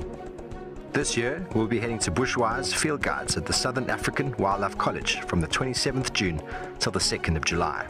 We will soon meet all our contestants who are vying for the prize of being the very best of the best, and the judges who will put them through their paces.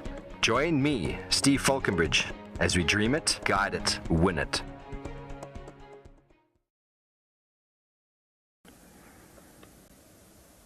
.9% certain that is the track of a white-tailed mongoose. Young one, though. And that's how track and sign ID goes. Sometimes you do find these tracks that you can't say 100%, 99.9, but unfortunately when we do assessments, you have to give an answer. So if I was in a tracking assessment, and the question here was species, I would say young, white-tailed mongoose.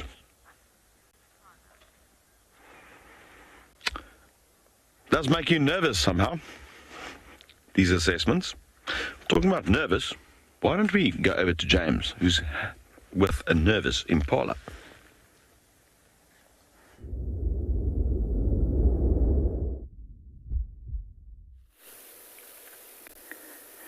Here we have got an Impala, ewe, and I am whispering because I do not wish to frighten away the only mammal that I've seen today. She is as fascinated by us as we are of her. Very good to see her and her friends to the right of her, behind a thick bush. There they are.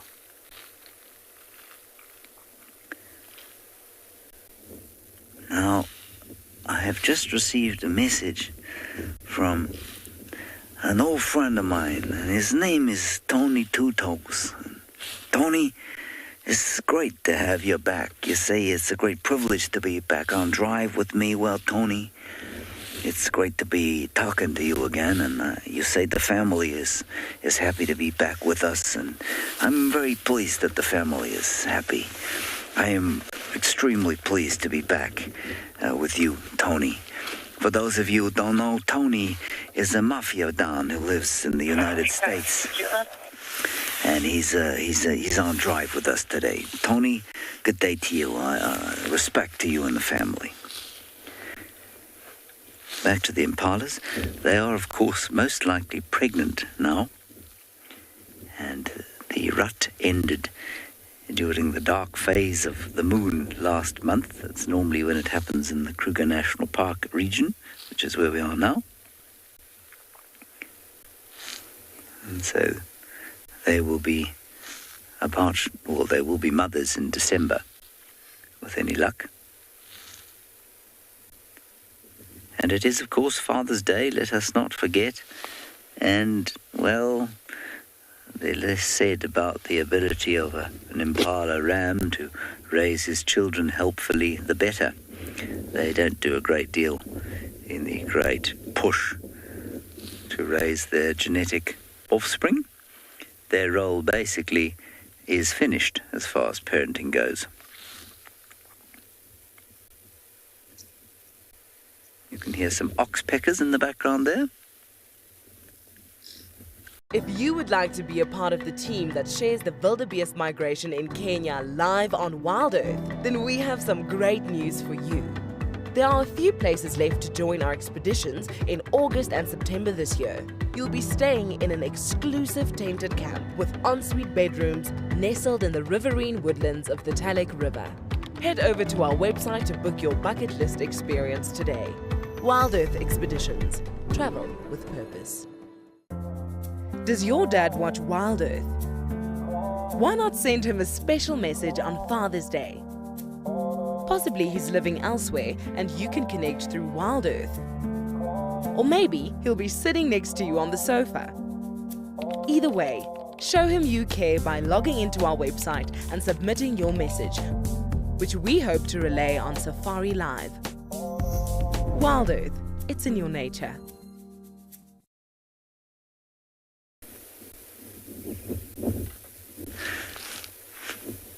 And that particular thing is that a tick had got so engorged and attached itself to the eyelid of one of the leopards we saw up in Kenya, and it had basically occluded the eye. And so I think that leopard was actually seeing through only one eye, because this big fat tick had got onto the eyelid, and it made it very difficult, I suppose, because of where the tick was, for the leopard to actually take it off without sort of removing her eye at the same time. So she's going to have to wait for the big fat engorged tick to drop off on its own. Right, let's go across to Ali. She's back on Juma, see where she's going.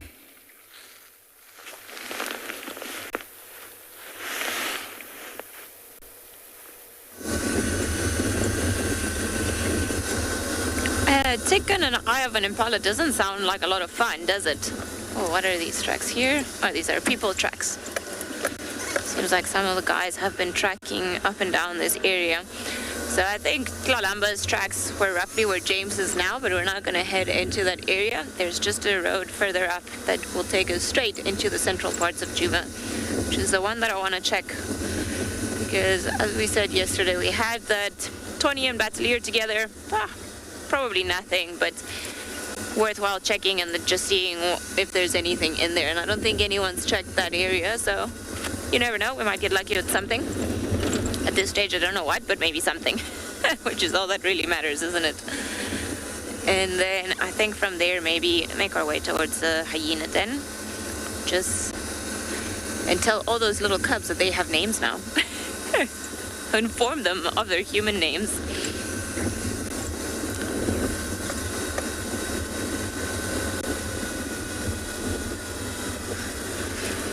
Ribbon, you're wondering which animal has the highest pitch vocalization. I'm going to say rhino. Rhinos have very high-pitched, whiny voices, even big bulls when you see them, and it is quite funny. I can actually even try to imitate it. It's basically the only animal that I can imitate. Just please make sure not to make too much fun of me, but it goes something like this. Let me just stand still for a second, because otherwise you might not be able to hear with the wind. I'm getting ready. That's basically what a rhino sounds like, believe it or not. It's very counterintuitive, thinking of, you know, the big size of the animal, but when they're communicating, males, sometimes when they're trying to win the favor of the females, or when the calves are trying to just get the attention of their mother, that is the noise that they make. They can also growl when they're angry. Thank you. You guys are impressed with my rhino impression. It's basically the only animal I know how to imitate. And I think it's because I spent some very long quality time with a young rhino a couple of years ago, and he was very cool, and I just couldn't believe the noises that they made. It was just like, you're such a big creature, why are you making this noise? But I've then subsequently heard plenty of males make that noise, and then older females, and so it's quite interesting when you hear them make all those noises. So I think high-pitched, definitely rhinos for the win. No, one more. This is not the road I want to go into.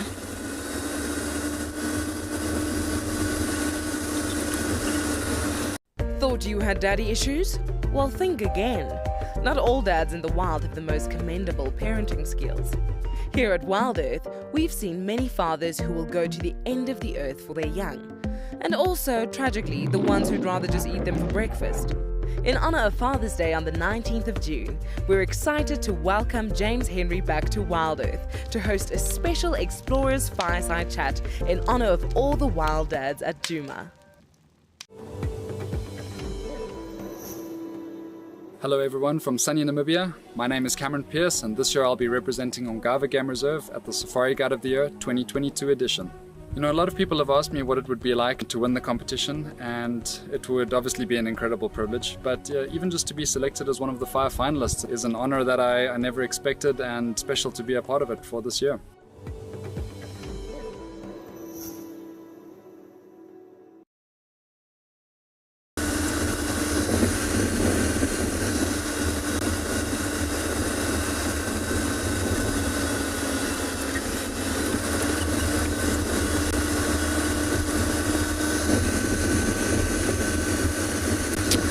Reeps, where are you at, friend?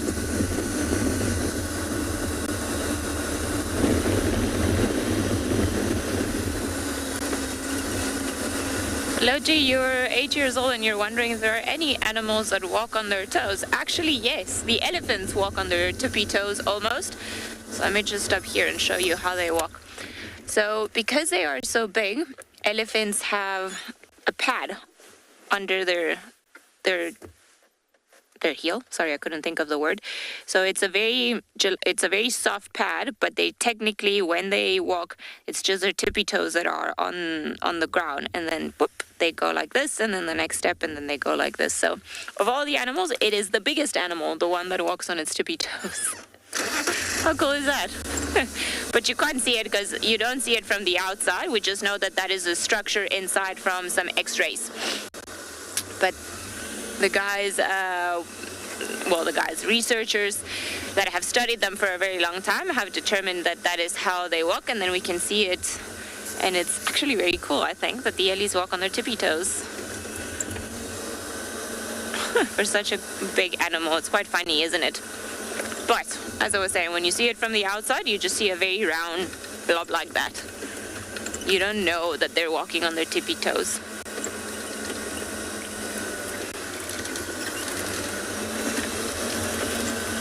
All right, fly, little bird.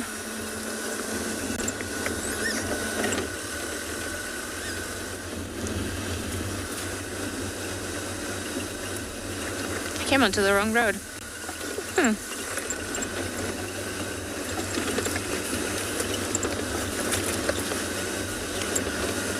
Sorry, I don't understand I didn't hear the question. What are termites and bees queens?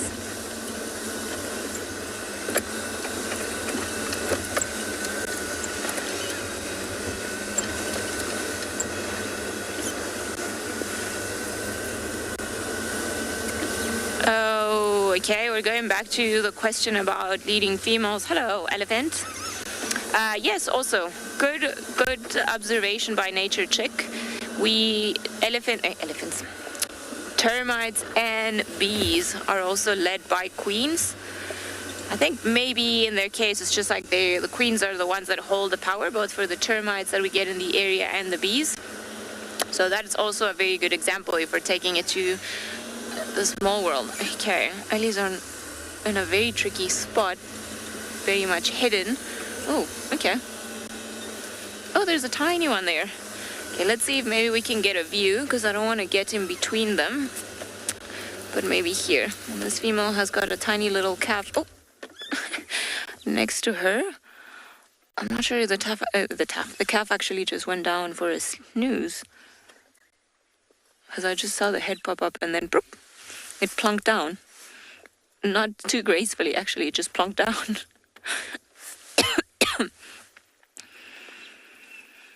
I haven't seen you guys eat a weeping whortle in a very long time. I'm surprised you're eating that tree, Miss Elephant.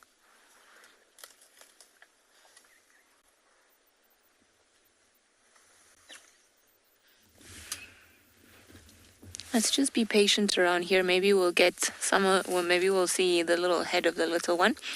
But if not, then we can just observe how dexterous the elephants are at destroying some of the trees or part of the trees. That actually looked pretty effortless. So combining the use of the tusks and the trunk, generally what they do is they put some tension and then they manage to rip the branches off directly from the base, or like as this one did over there. But you see now she's not eating with her front teeth. You see that everything has gone to the back of the mouth. That's where the molars are. And then she's just eating the bark, actually, or she's just going for the cambium layer. She's not actually eating the leaves. I haven't really seen many elephants eat the leaves of a weeping whortle, which is a tree that she's eating. This makes a little bit more sense. See, floop, she's turned it around. She ended up taking all of the bark away, or the dead part, just to get to the cambium layer, which is generally the layer of the tree that transports the nutrients.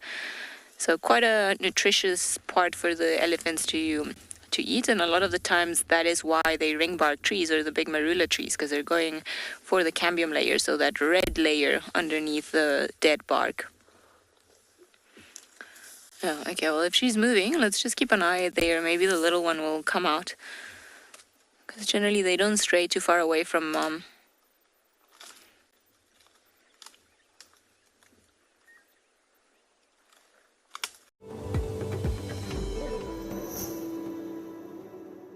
My name's Liam Henderson. I'm a guide at the Homestead Lodge on Nambiti Private Game Reserve in KwaZulu-Natal.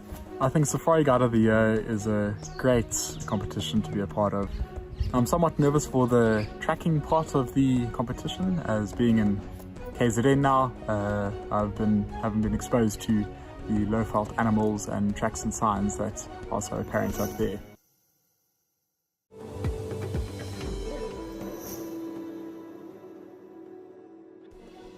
My name is Nico Brits. I am originally from Cape Town. I worked in the Eastern Cape for about 9 years before I started working at Bushwise Field Guides in the Lowveld, close to Makalali Private Game Reserve. So I'm hoping that by doing this could inspire the younger or newer guides coming into the industry to do the same.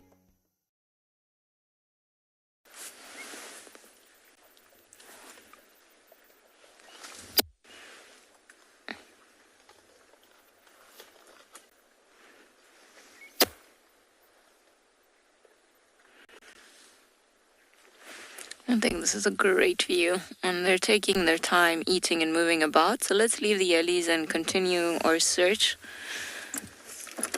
Because there's a little one there and it's quite thick.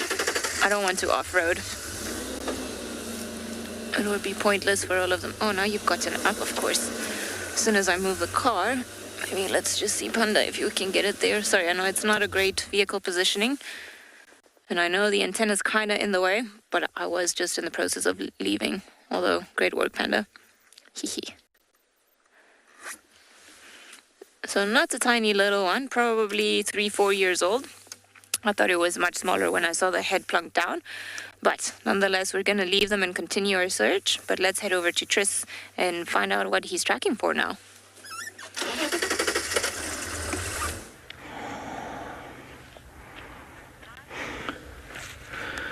Right. Another small padded animal in terms of foot structure. Okay, I'm going to use this one for now. Tiny little paw print. Look at it. Almost like the same size as your thumb imprint. No visible claws. So what do we have here? There's only one creature of this size that are by itself. It's a solitary animal with this type of foot. And in fact, here is a textbook track here, right here. You can see that little V there, which is this proximal pad, which is divided into 3 bits. It's not lobes like you have with cats. There's the clue. It's not a cat. It looks like a cat, but it's actually in the family Viveridae, which is the family of predators that includes the civets and genets, and previously all the mongoose species, which are now classed in their own family called the Herpestidae. But that little V, you can see that little V there in the pad. There's another one there. Look there, in the proximal pad, the back pad. So it's not 3 lobes, it's a V. They do not have protactile or retracted claws like cats. They have exposed claws, but generally speaking, you do not see the imprint of the claws itself. So this would be one of the 2 Genet species that we see out here. The small spotted or the large spotted Genet. Can't tell you which one of the 2 it is, because in terms of size, there's very little difference between them. So why is this track important to me?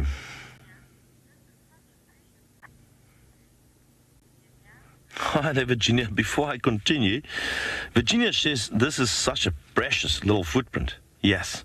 And just to give you an idea of how tiny this little thing is, look at the size of it compared to my thumb. Look at that.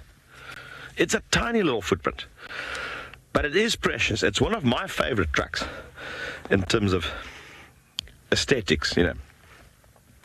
Again, why is this important to me as a tracker? Genets are nocturnal. The peak of the activity as soon as the sun is down and the hour or 2 before the sun rises. So if I have a lion that has walked here and I see this looks like a fresh track, but I see the genet on top of it, I know that this is very likely before the early hours before sunrise. So it puts time to a track. It's not something we will track, but we can use something like a genet to establish whether something we want to track, like a lion, whether that track is fresh enough to follow. The same goes for the dove. We can see the dove right over here. We know that doves are diurnal. They walk around often on these open areas like roads in daytime. Early morning they start, as soon as the sun is up.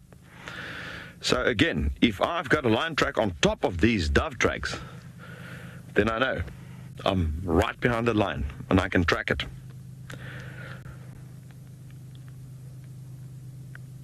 So you can understand why I'm putting so much emphasis on track and sign ID. Not only for entertainment and learning, but also it puts purpose to it.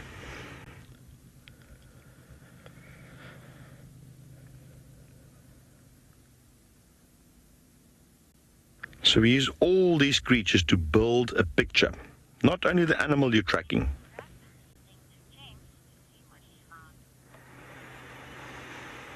All right, I'm going to move a little bit further that way, hoping to find some more interesting tracks.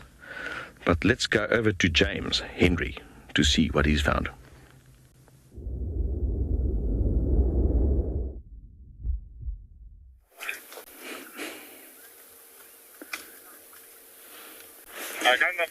We have found a herd of elephants, which is very exciting. Unfortunately, I must confess, although I don't have to, I feel that I'm obliged to confess that this is the same herd that Ali had. We've just bumped into her coming the other way. And what's interesting is that while we're looking at these elephants, there are some very fresh leopard tracks in this area. And so Ali's gone around towards behind where I am, and we're going to carry on going forward and see if we can't find whatever made the leopard tracks, presumably a leopard. But we'll enjoy these elephants first. So a nice breeding herd of elephants. The Safari Guide of the Year 2022 is approaching us rapidly. This year, we'll be heading to Bushwise Field Guides at the Southern African Wildlife College from the 27th June till the 2nd of July. We will soon meet all our contestants who are vying for the prize of being the very best of the best, and the judges who will put them through their paces. Join me, Steve Falconbridge, as we dream it, guide it, win it. If you would like to be a part of the team that shares the wildebeest migration in Kenya live on WildEarth, then we have some great news for you. There are a few places left to join our expeditions in August and September this year. You'll be staying in an exclusive tented camp with ensuite bedrooms nestled in the riverine woodlands of the Talek River. Head over to our website to book your bucket list experience today. WildEarth Expeditions. Travel with purpose.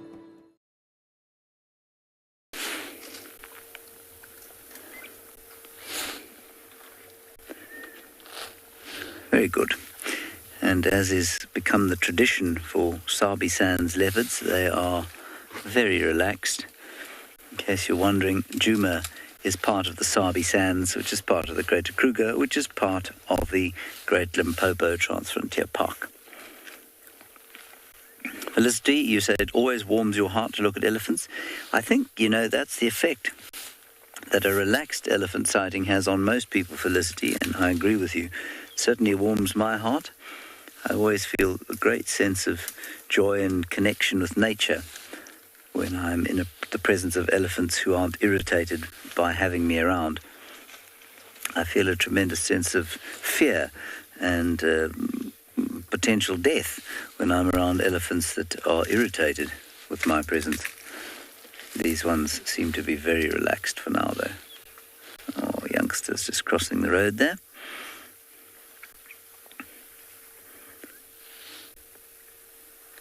You may just be able to hear in the background the gentle chirruping of the fork-tailed drongos.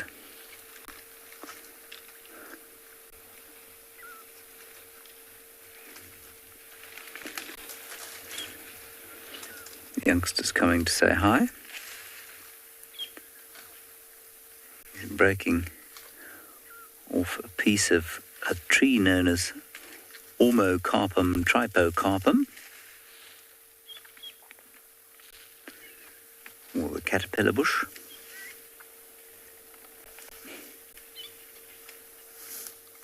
Hi, morning. Oh, hello.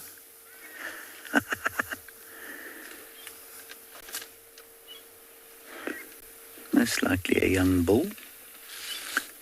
He's a little bit bored.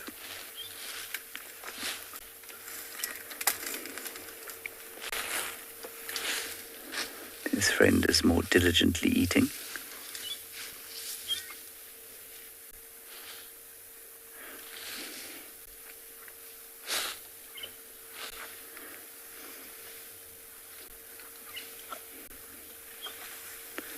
I think this is a young cow, if I'm not mistaken. No, probably a young bull as well.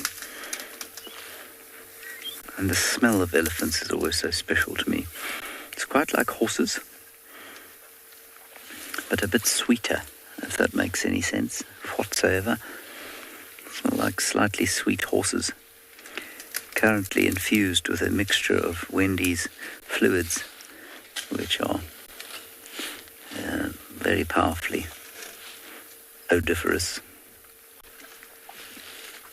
I think that's a word. Here comes a young bull now on our right. That's an elephant there. Sam, elephants can travel. I'm going to answer your question once I've finished this interaction. Hi, he's now maybe 6 feet from the car.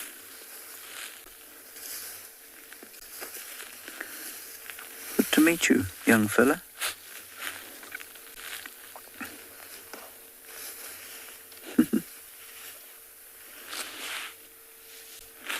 Sam, elephants can move big distances. I'm not sure if anyone's actually worked out exactly how far an elephant can walk before it needs to just have a lie down and rest. But in some parts of the world, you know, they'll make sort of, I suppose, up to 50 kilometers if they have to between watering points, especially in parts of Botswana that get very, very dry. But that would be far. They do need to drink just about every day. Sometimes twice a day if it's really hot. So it's tricky for them to be too far from water. And it's one of the big things for elephants. It's the limiting factor for elephants is water. And there's a huge amount of controversy.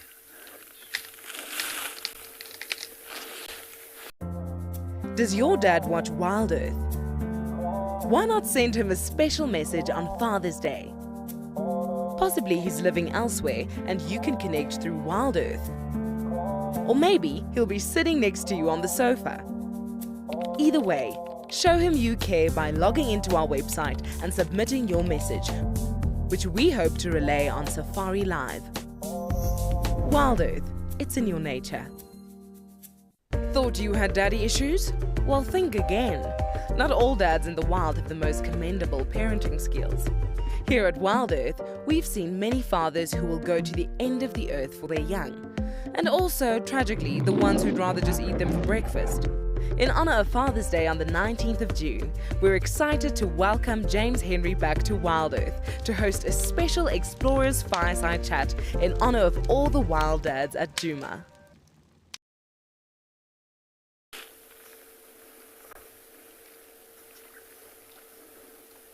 I say apparent because elephant damage is normal. Elephants damage plants. These plants have evolved to survive with that. This bull's just giving us a bit of a look. I'm going to get on the radio quickly. Sips, go ahead. Just trying to help Sips. Yeah, so what is the best approach? I'm trying to understand, and I don't know, should I come around that got a pen with? No, best to come onto Drakensberg Road, and they're between Hippo Pools and Central. They're now heading slightly west. I'm just trying to help a guy get into the sighting.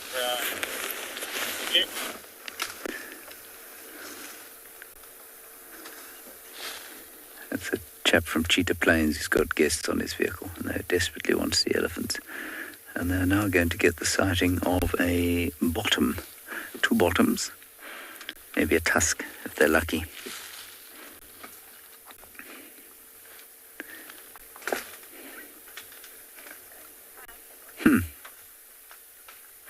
Right, Ali was following those very fresh leopard tracks, and she's now going to tell you where they went.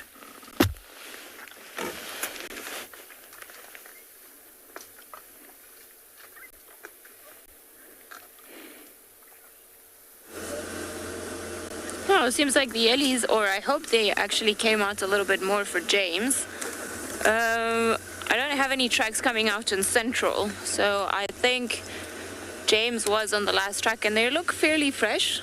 They don't look particularly old, and they were heading sort of the same direction into which Gert and I had those eagles yesterday. So I wonder if there isn't something in this drainage line that we just can't see or we don't know about. There's a car coming our way, so I'm just going to veer off the road.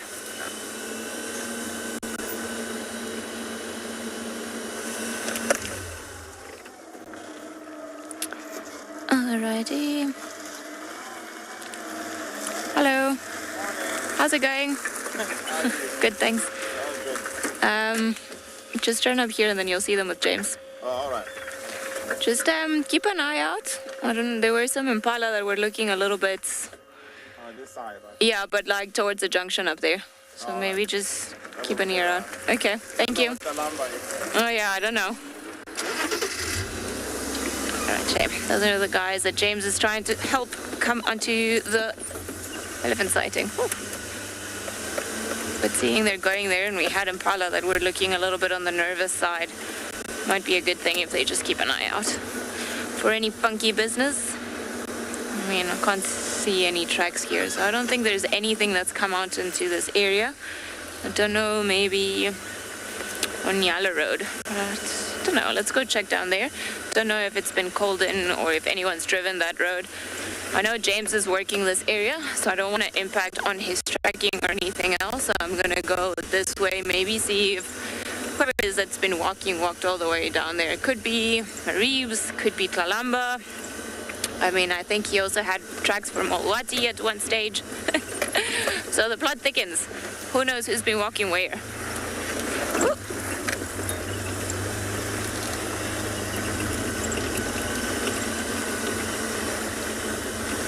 Let's just keep an eye out here for any potential tracks.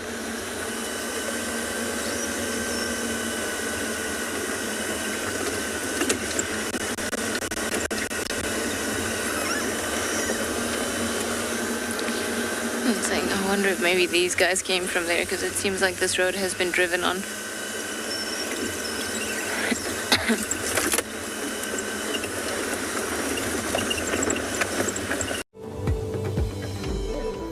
Hello everyone, my name is Ruan Groble. I'm from Lion Sands Game Reserve, and being nominated for the Safari Guide of the Year came as somewhat of a surprise to me. I was very excited and quite nervous as well in the beginning to tackle this task, but it's quite a prestigious event, and it means that you are recognized, and I'm quite happy to be recognized. It means quite a lot to me.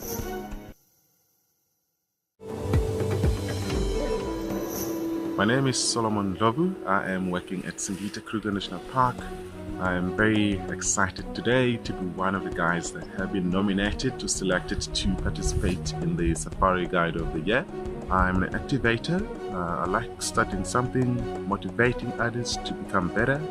I am positive. I like to focus on the positive sides of the situation.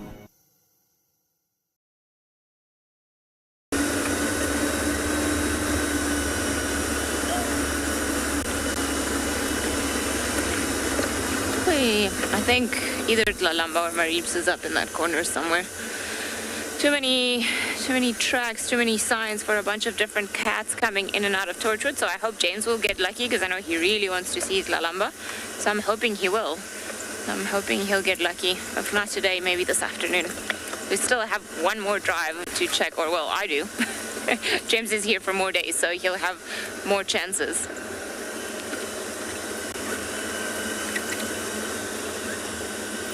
Chris has found something interesting, and I wonder what it is. Let's go have a look.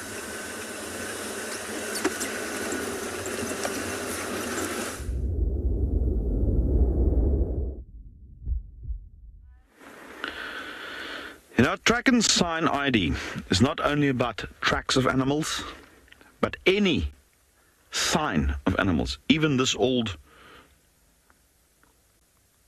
Warthog skull. Now, remember a while back, I did a segment on this very same skull in this very same place, but I'm going to take a different angle on this today. Right, why Warthog? Very obvious, elongated head, so easy to see. There's the lateral incisors, look at that.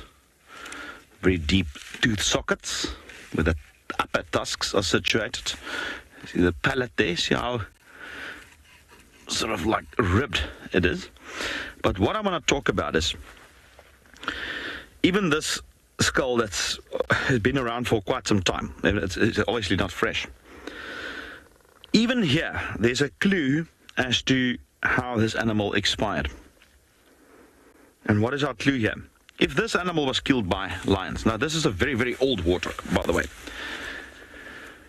Lions often will eat the nose, a lot of the cartilage. Some of the skull pieces would be broken. Even if it was killed by hyenas, for instance, this skull would not be as intact as you get. The clue for me here, look at its upper molars. This is the upper jaw. That is smooth. Look at that. It is so smooth. Remember that these molars, almost like a car's tire. It's got almost like tread. Remember, this is designed to chew that. And that's smooth. So this animal expired due to old age. You can see his teeth is worn. It's smooth. I mean, you can imagine, how is he going to grind this?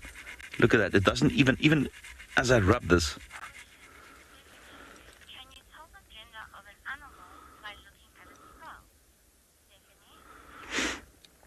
He won't be able to chew, and that's why he died. He was an old guy.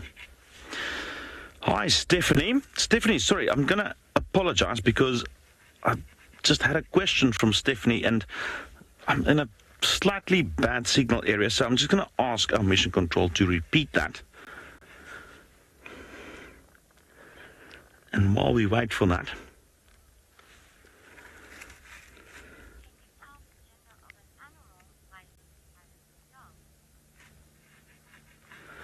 and now I've got you, Stephanie. Stephanie's question there is, can you tell the gender of an animal? And I'm assuming referring to this by looking at its skull. Stephanie, in this case, definitely. You can tell that this is a male warthog. Right, remember male warthogs, when they're alive, they've got those warts here on the face. It's not really warts, it's just protrusions, cartilage.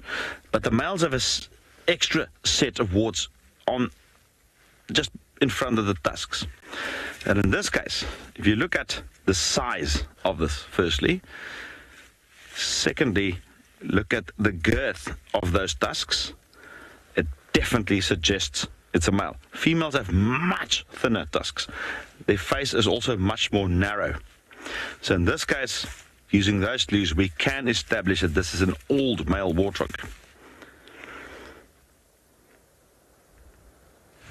But there's my story. There's my clue.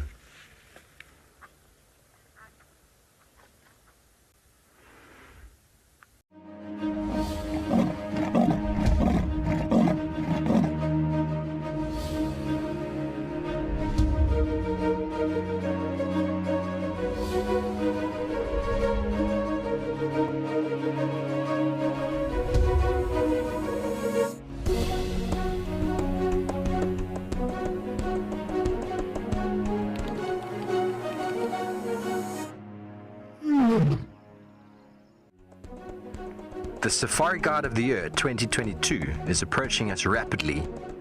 This year, we'll be heading to Bushwise Field Guides at the Southern African Wildlife College from the 27th June till the 2nd of July.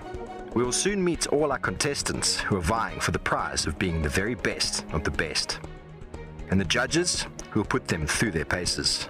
Join me, Steve Falconbridge, as we dream it, guide it, win it.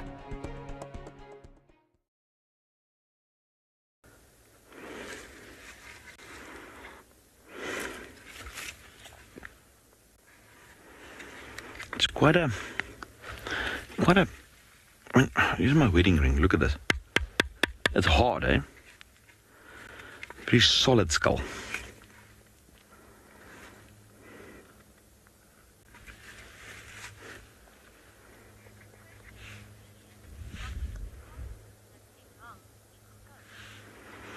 Hi there, Lillian. Lillian wants to know if there is any carcasses that takes a long time to decompose. Lillian, to a certain extent, what you will have is the soft tissue.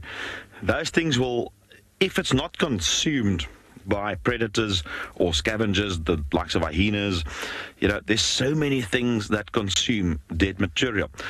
Later on, you get all sorts of beetles and insects and maggots, and later on, you even get bacterial decay that, there's a process. So generally speaking, those things will take a week or two at best, and it's gone.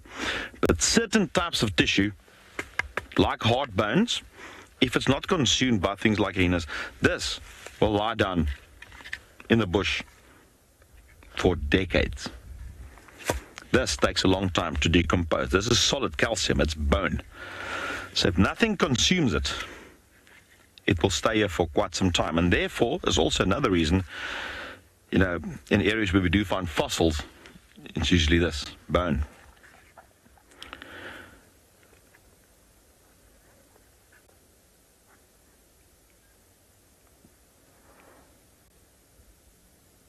This is so, so nice. Love it. Anyway, I'm going to put this back where I found it, right here. And then let's go over to James to see what he's up to.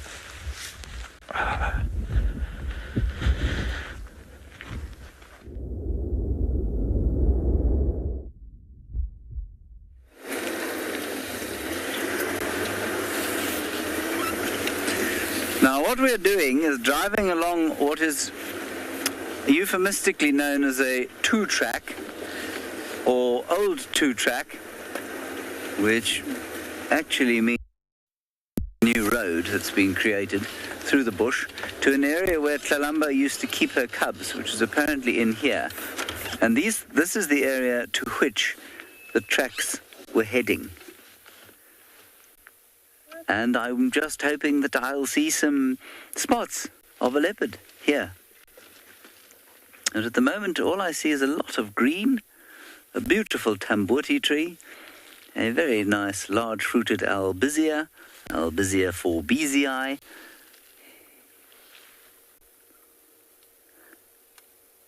and a great deal of silence.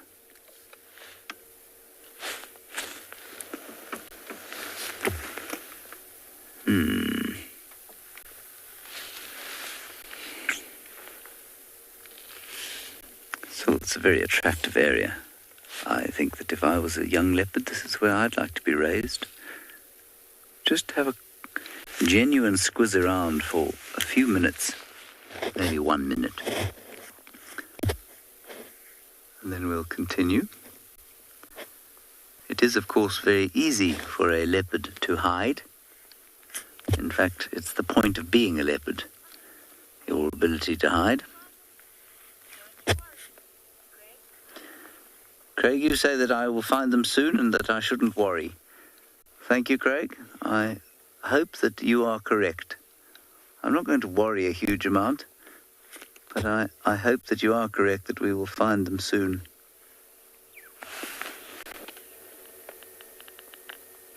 Often in a little area like this, you'll find a single spot, and that will be the leopard, clearly.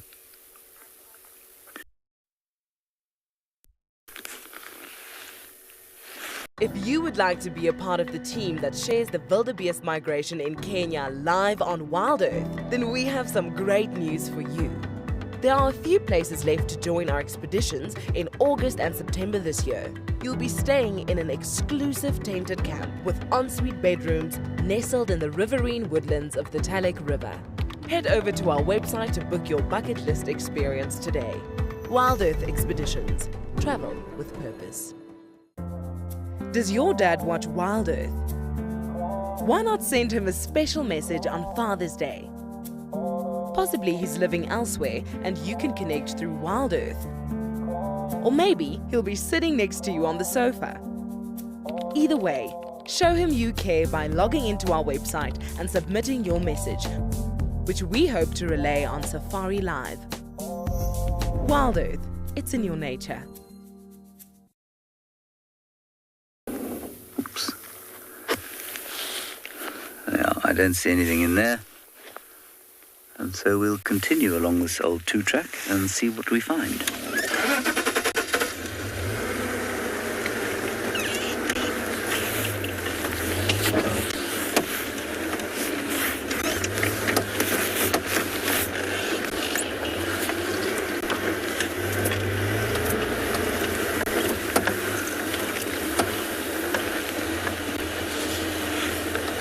One does struggle not to see the shadow of a leopard on the marula trees. But I don't see one. Good. Ali has headed off back towards the middle southeast of Djuma. Let's go and see if she's found anything there.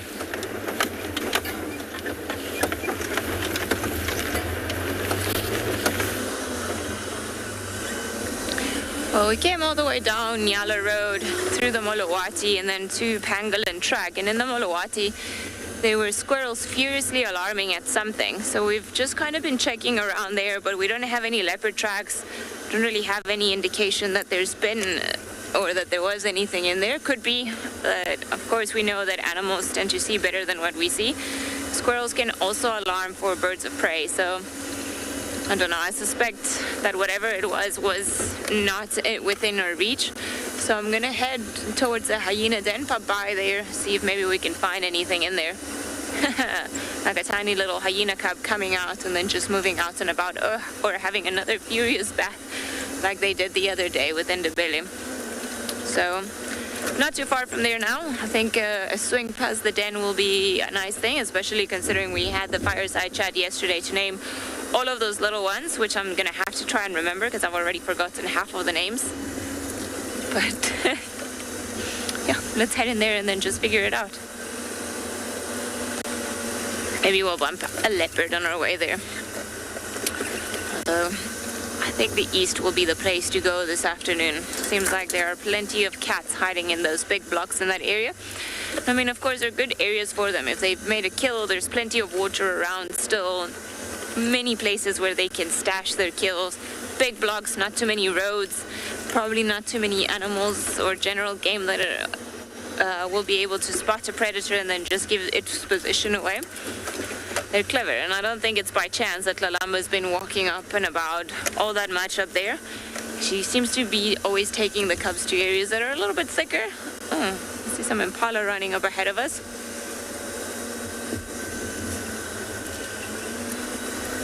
Lisa M, you're so happy with all the hyena names? Well, I think it'll be cool trying to remember them. I'm just picking up, so all the Impala are looking a little bit edgy. We're just going through a herd of bachelors, it seems. All of you have got horns. Okay, guys, sorry. I'm just after something. Oh, shame. Seems like that Impala is actually blind in the one eye. Maybe from fighting? Or maybe it's just got an injury. Let's have a look. I know your right eye is fine. Your left eye, on the other hand, doesn't look too nice, does it? I think maybe this is an injury from the rutting season, an injury from just chasing each other around, because it kind of seems like maybe a horn brushed him on the, what is this? The left-hand side of his face. So maybe while fighting, because he looks to be quite a big ram. So maybe in the fighting, pushing each other, it got a bit carried away, and maybe the other one's horns slipped and then just hurt him in the eye. So it will have an effect on his survival. One less eye is a handicap around this area, but he still has really good sense of smell and hearing. Lola, I agree. It kind of looks painful. I think it's on the healing side now. But when the rutting season occurs, male impalas really just become quite aggressive, full of testosterone, and they just fight pretty much all the time one another. So I think maybe this is what happened. He's lucky now because the rutting season has kind of stopped. There are a lot of them around. It seems like he's rejoined a bachelor herd, so of course there's safety in numbers out here. So I'm pretty sure he'll have a better chance because he's a sociable animal, but he's gonna have to be careful. He's gonna have to be very careful. Thought you had daddy issues? Well, think again. Not all dads in the wild have the most commendable parenting skills. Here at WildEarth, we've seen many fathers who will go to the end of the earth for their young. And also, tragically, the ones who'd rather just eat them for breakfast. In honor of Father's Day on the 19th of June, we're excited to welcome James Henry back to WildEarth to host a special Explorers Fireside Chat in honor of all the wild dads at Djuma. Here at WildEarth, we promised great monthly prizes for our explorers, and this month is no exception. If you join our club before the 10th of July, then you stand a chance to win a fabulous Safari Guide online course brought to you by Bushwise Field Guides. They specialize in accredited safari guide training with courses tailored for the African safari lodge industry. Sign up to be a WildEarth explorer today and don't miss out on this life-changing opportunity.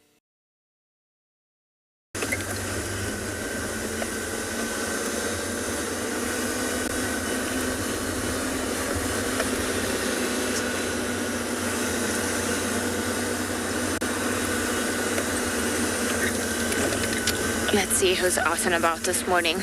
Jam, hyenas probably felt lonely without having Trish there to start the day with. Probably just wondering, like, where are these humans and why haven't they come? Whoop. We're gonna make our way to the den, but let's head over to Chris, see what he's up to.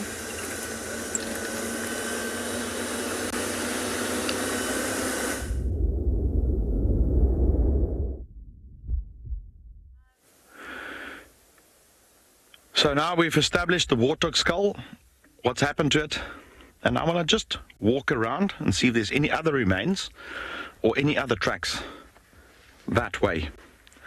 So what I'm going to do, we're going to walk around again and look for more clues.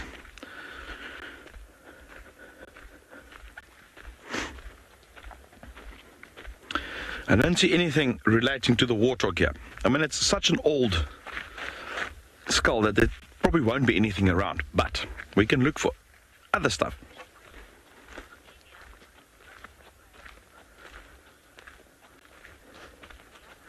Octavia is asking, which animal has the strangest shaped track? Octavia, I think a pangolin. I think a pangolin has the... It's almost like a little fat... I'm going to draw it for you. It looks like a strawberry in a way, but almost like a little boy's track, like a toddler. You got a heel and you got these little toes, but in a way it's shaped like a strawberry. Pangolin track. And also they walk on their hind legs, like a Tyrannosaurus Rex. And you can even see the sequence as they walk. There's not like a four-legged animal. They have four legs, but remember they walk like that, literally like a T-Rex. Every now and then you'll just see the front claws imprinting, but most of the time you'll just see the strawberry-shaped track, or shaped like a toddler's foot, like a very fat little toddler foot. So that, in my opinion, would be the strangest or odd-looking track around here. Interesting, I've not seen any pangolin tracks here. They definitely do occur here. There's definitely pangolins around here. And that would be prize number one, if we can ever even see a track. I mean, this is a typical place where a pangolin would be eating. They often come to dead trees and they use those claws to break open some of this bark that's been loosened up to get to the ants that lives in there. Remember, they eat ants, mainly ants. Unlike aardvark, who mainly consumes termites. Some ants, but mainly termites. How's a pangolin?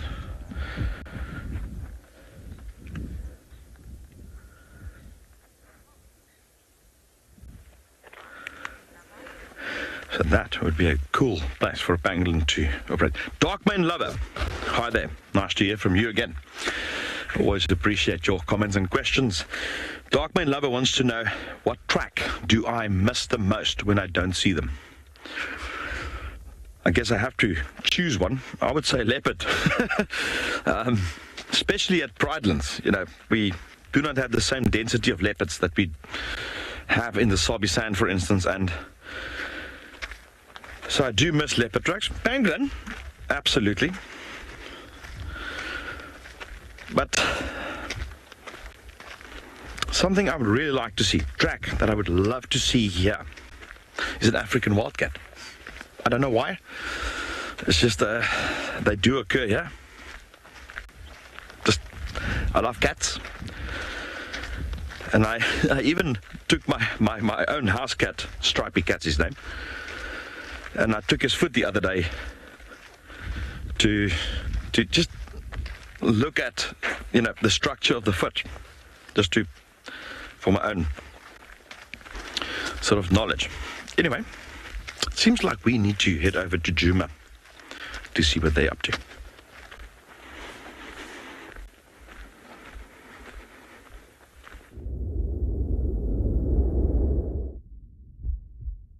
Well, we've made our way all the way to the hyena den, and we've got some fluff balls out and about. I think Entebella might also be on the entrance or the other entrance of the den, but these are the little guys that are just outside sunning themselves, enjoying the afternoon. We think these might be Intima's cubs and maybe Corky cub in there. Panda's actually much better at the hyena's IDs than what I am, so judging by size, I'm gonna go 2 of Intima's.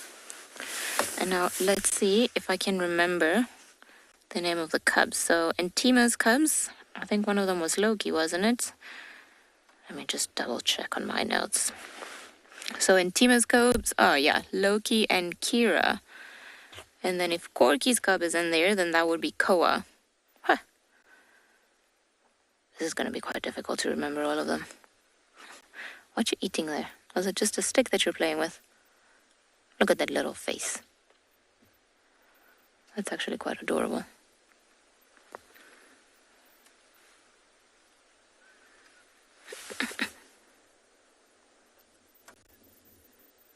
I love how they're always pretending that they're not playing with one another and they're doing their own thing. And it's just like, what you got there? I'm not really interested, but please can I have it?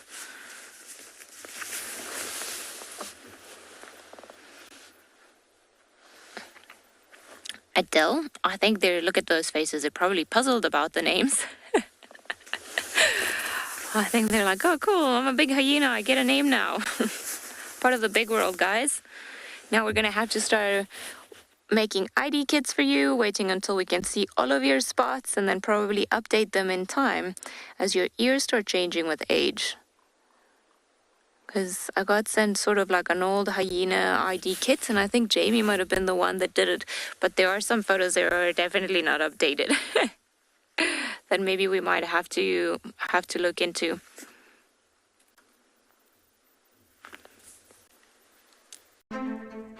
We protect and reconnect nature across southern Africa.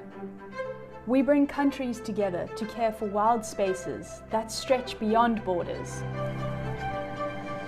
We protect and restore biodiversity. We prioritize the people living in these landscapes, enabling them to thrive in harmony with nature. We are restoring tomorrow.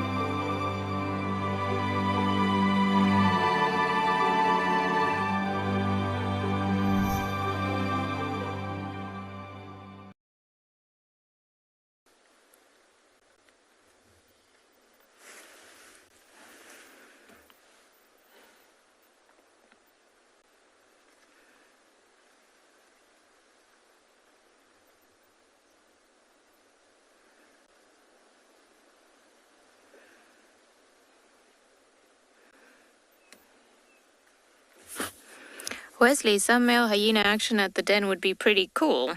For now, I think it's just the girls that are around here. I want to say that this is Ribbon, and this is one of her cubs. I see Tess is very proactive, and she's already created an ID kit for all the cubs, which is pretty cool, because then that makes our lives a little bit easier. So thank you, Tess, for that. I'm sure it'll come in handy for sort of the next guides that come around as well, because there are a lot of names to remember. I mean, I'm going to say that this is Ribbon. Judging by the cubs, I don't know which cub.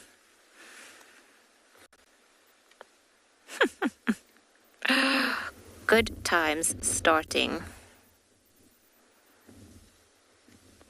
I Can't even tell from... do you have maybe a neck on your ear? Maybe this is spirit? Let's just see.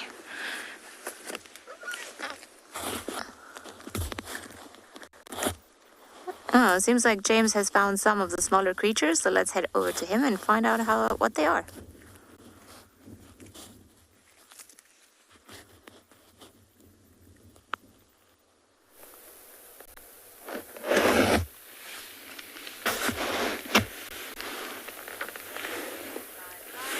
We have found a troop of dwarf mongoose. They are just sunning themselves, as one should on a Sunday morning. They're having a very leisurely Sunday morning. One of them's just gone down the road to buy some croissant for the rest.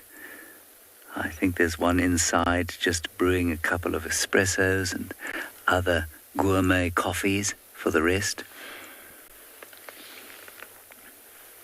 And there's a lot of grooming and mutual appreciation going on, a forging of social bonds, a reaffirming of them, a sorting out of hierarchies, and a general relax before the tricky time of going to find enough food for the day. That's a little baby. It's quite cute. You don't really get a big baby, dwarf mongoose.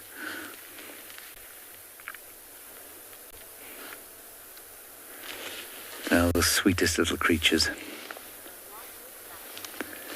Quinn, they are indeed living the mongoose life. They keep very civilized hours. They go to bed nice and early, they get up pretty late. They almost definitely have a good siesta in the middle of the day when it's hot. The only thing that differentiates them from a European lifestyle is the fact that they don't go to bed late. They don't head out to their restaurants at 10 o'clock in the evening. They're long since asleep by then, in the safety and warmth of their termite mound. This particular termite mound used to house a giant plated lizard, or a rough-scaled plated lizard. I can't remember which one. The Safari Guide of the Year 2022 is approaching us rapidly. This year, we'll be heading to Bushwise Field Guides at the Southern African Wildlife College from the 27th June till the 2nd of July. We will soon meet all our contestants who are vying for the prize of being the very best of the best, and the judges who will put them through their paces. Join me, Steve Falconbridge, as we dream it, guide it, win it. If you would like to be a part of the team that shares the wildebeest migration in Kenya live on WildEarth, then we have some great news for you. There are a few places left to join our expeditions in August and September this year. You'll be staying in an exclusive tented camp with ensuite bedrooms nestled in the riverine woodlands of the Telepathic River. Head over to our website to book your bucket list experience today. WildEarth Expeditions. Travel with purpose.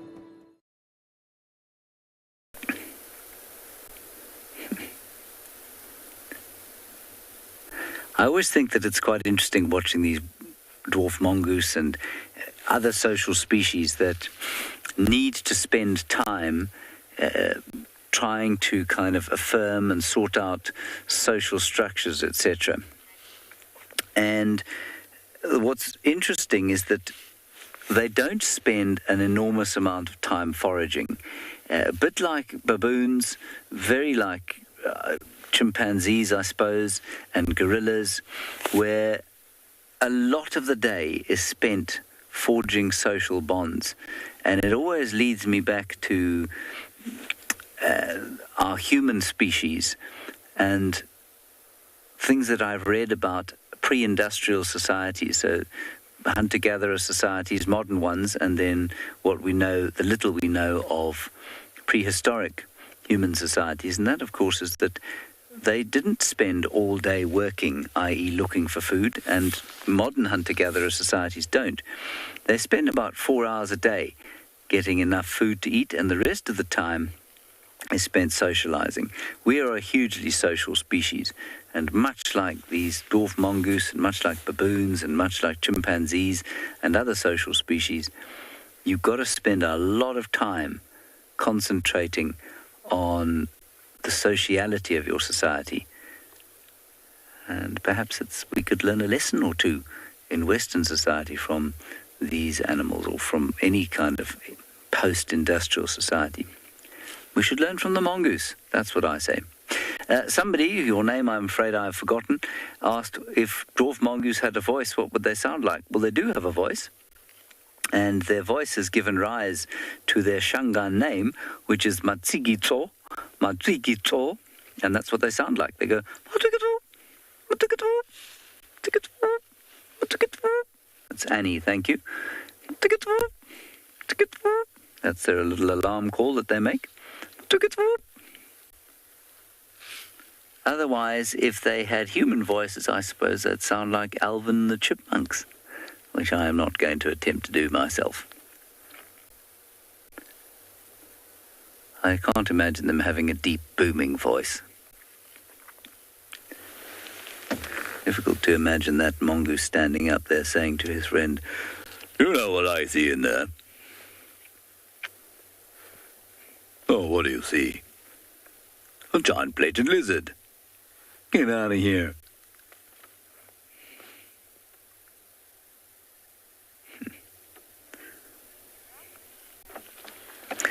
Right, before I get too stupid, I think we're going to head back down towards the south and west of the reserve to Ali and the hyenas.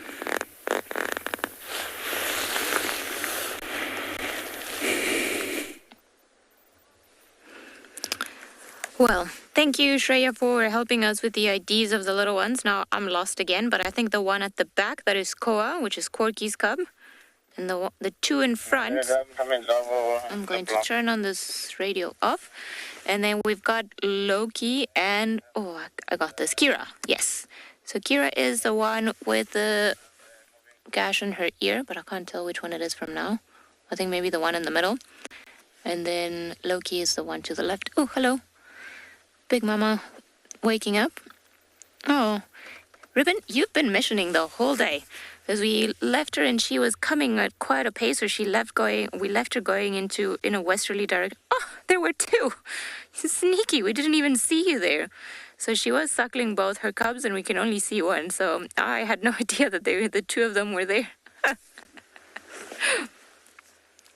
Guys, that is a very sneaky act. So who knows, maybe Ribbon got an urge and then she came running all the way around here just to suckle her cubs.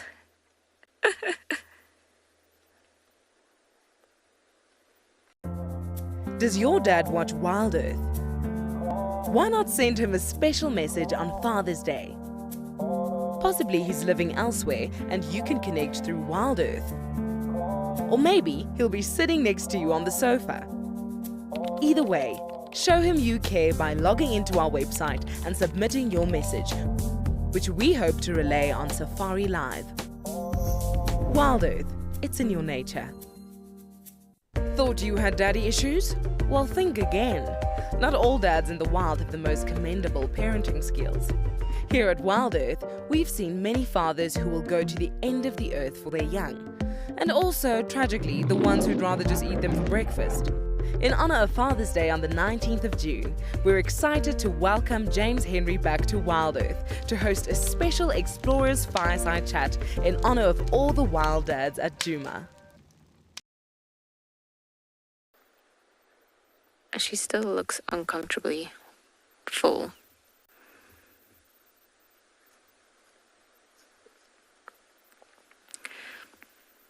For a moment there, I thought the Ribbon and Intima's little ones were actually going to go back into the den when Ribbon left.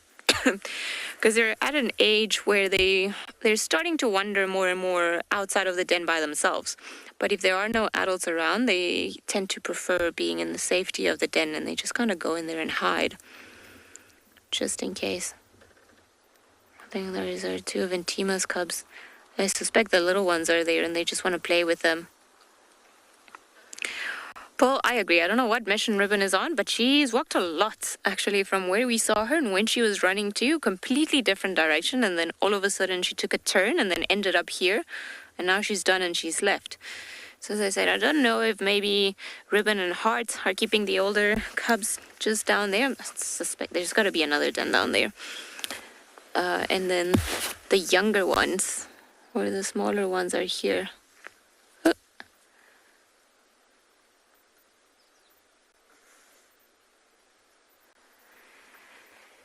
Sandy, Kira is the one with the... I think that's the way. Kira is the one that has got the gash in her ear, and Loki is the one that doesn't.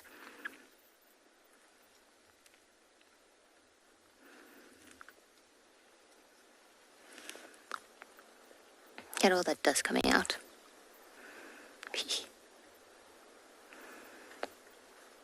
I do find hyenas very entertaining.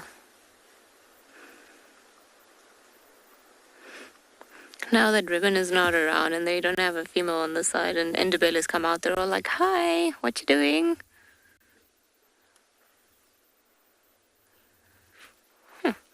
Chris has found some elephant dung, so let's head over and find out more.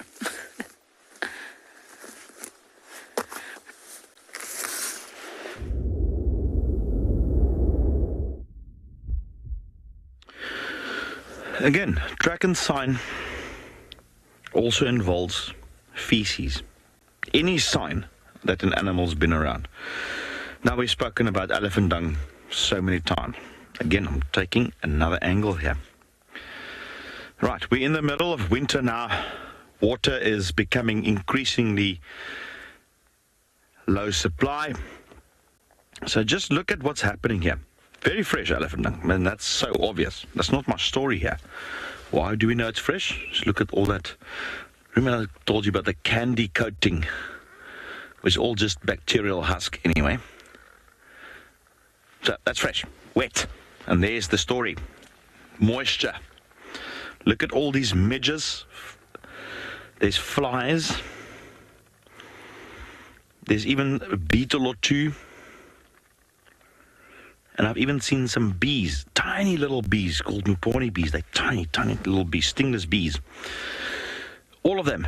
And the reason they are congregating here is because of moisture and nutrients. Remember, this is all fermented. I can touch this. This is fine. This is all partially fermented matter. Remember yesterday we spoke about how elephants digest the flagellates, the microorganisms in their gut, and some of them are still in here and it's still fermenting. But this doesn't smell like poo. It's got a slightly sort of fermented odor to it.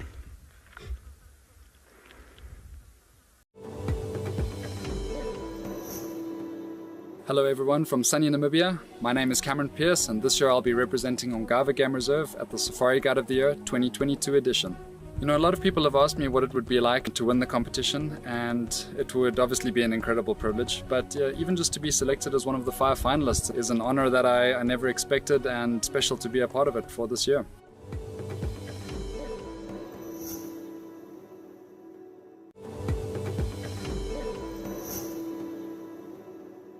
My name's Liam Henderson. I'm a guide at the Homestead Lodge on Nambiti Private Game Reserve in KwaZulu-Natal.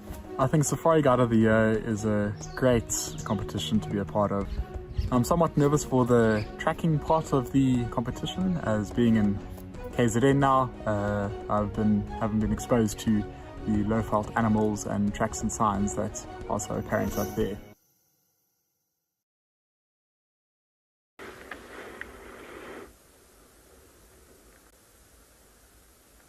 Yesterday afternoon, remember, there's elephants up on the hill, and I was discussing not only the digestive system, but also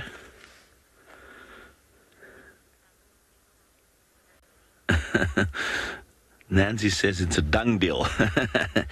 Cool. Nancy, I love it. Just look at this, you know. Yeah, I said I'm fascinated to watch elephants and what they eat, but even their dung can give us a lot of clues. You know, look at that. There's a twig. There's another one here. Look at that's like a branch. There's a leaf here. Look at, there's a leaf. Come on. Grass. Obviously in midsummer you'll see marula pips in here. But look at that.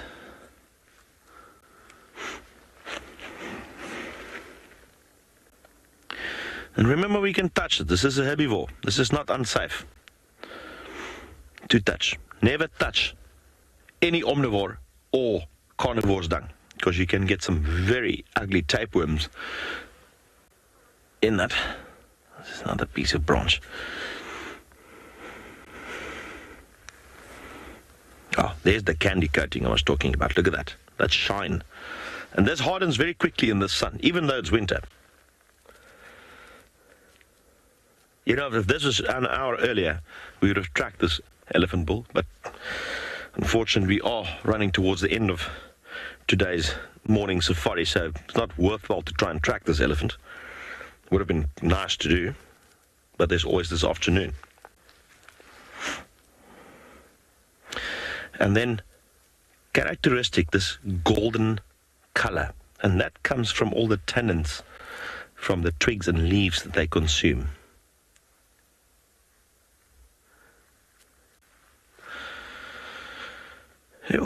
Okay, I think that's our poo lesson for today. Let's head back to Ali, who's still at the Hyena Den.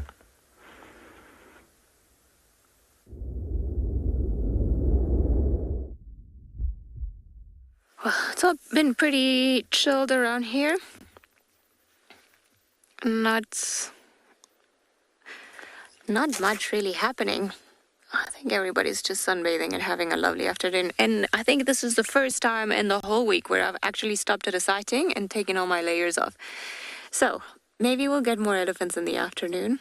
That would be lovely when it's hot weather there, and then go and drink. Maybe we'll get some more hyenas moving around. And I'm still a little bit puzzled by Ribbon. I don't know what sort of mission she's on, but she's definitely the wandering hyena. She's just gone. She came from another place. She was heading another place. So I don't know, maybe she's trying to be like a WildEarth card this morning, going everywhere.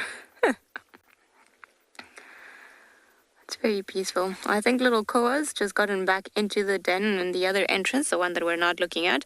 And then we've got the two of Intima's cubs there. I thought maybe they wanted to play with Ndebele's cubs. I suspect they're nursing, or they're just in the hole where we can't really see.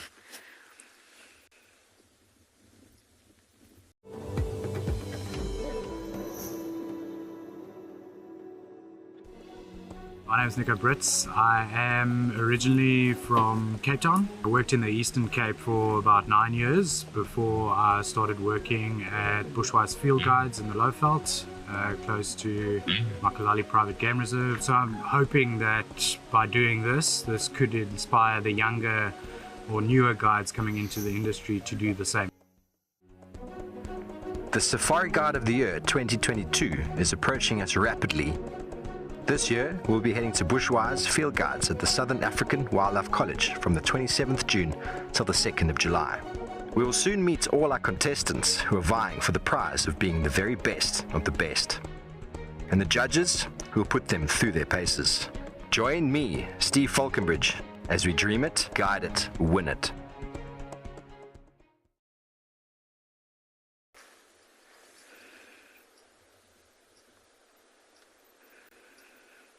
I do love the way in which they kind of just plunk down.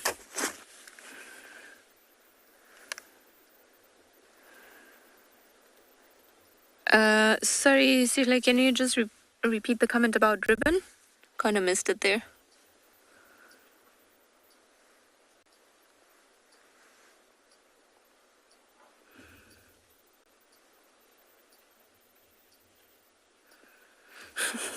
Sarah, I think it could be that Ribbon is just interested in getting her step counts, and she would definitely have already reached about 10,000 steps, just judging in all of the places where we've seen her, when she's gone and where she's come from. So I think she's well ahead of all of us for this Sunday.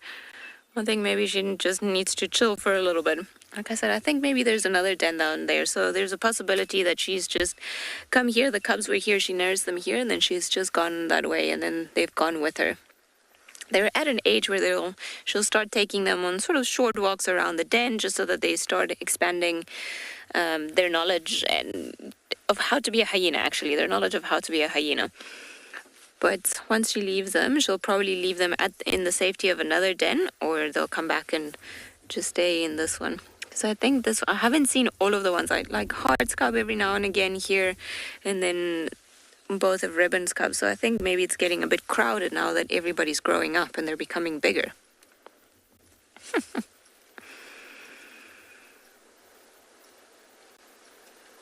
It's actually very sweet. I'm just seeing how tolerant all the females are of the youngsters that aren't even theirs.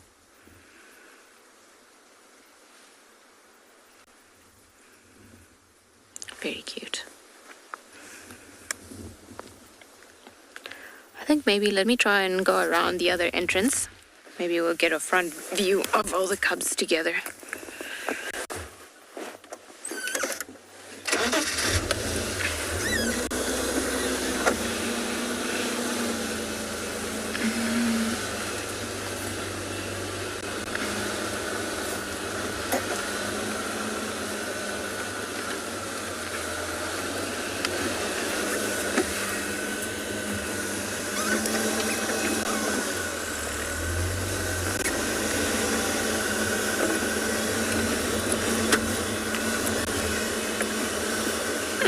This is very adorable. Alright, let me just park here. Well, not a bad view for the last couple of minutes of drive, or for the start of Father's Day here in South Africa. Now, if we only had a male hyena, I don't know what went there, hyena joining the party, it would be quite something. Judith, indeed, happy Father's Day to all dads out in the wild. Even hyena dads, which we haven't seen around the den, but they wouldn't really have too much of a reason to be around here. But it is thanks to the dad that we've got this. Oh, there's two tiny adorable cubs just lying on top of each other that way. I don't think there's much more that you can ask for.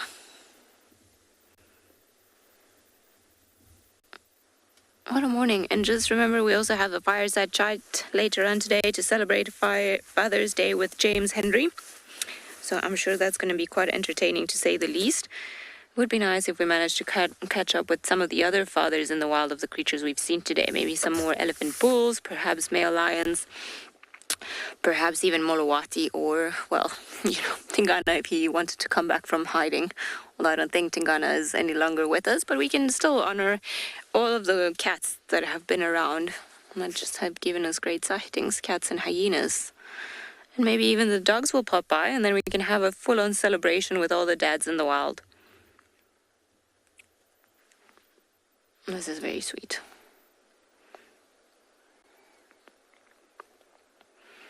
Righty, I think it's time for us to say goodbye. At least we managed to get one last nice view of them. But we're going to leave these hyenas and head over to for breakfast. We had burger breakfast yesterday, so I don't think it's going to be the same today, although it would have been a spectacular way to finish our morning safari. Thank you guys for being around here. We're going to love you and leave you. So, off we go home. Thanks everyone for joining us on the drive today. Hopefully some more action this afternoon. And I'm going to reverse out of here and hope to see you all later on today.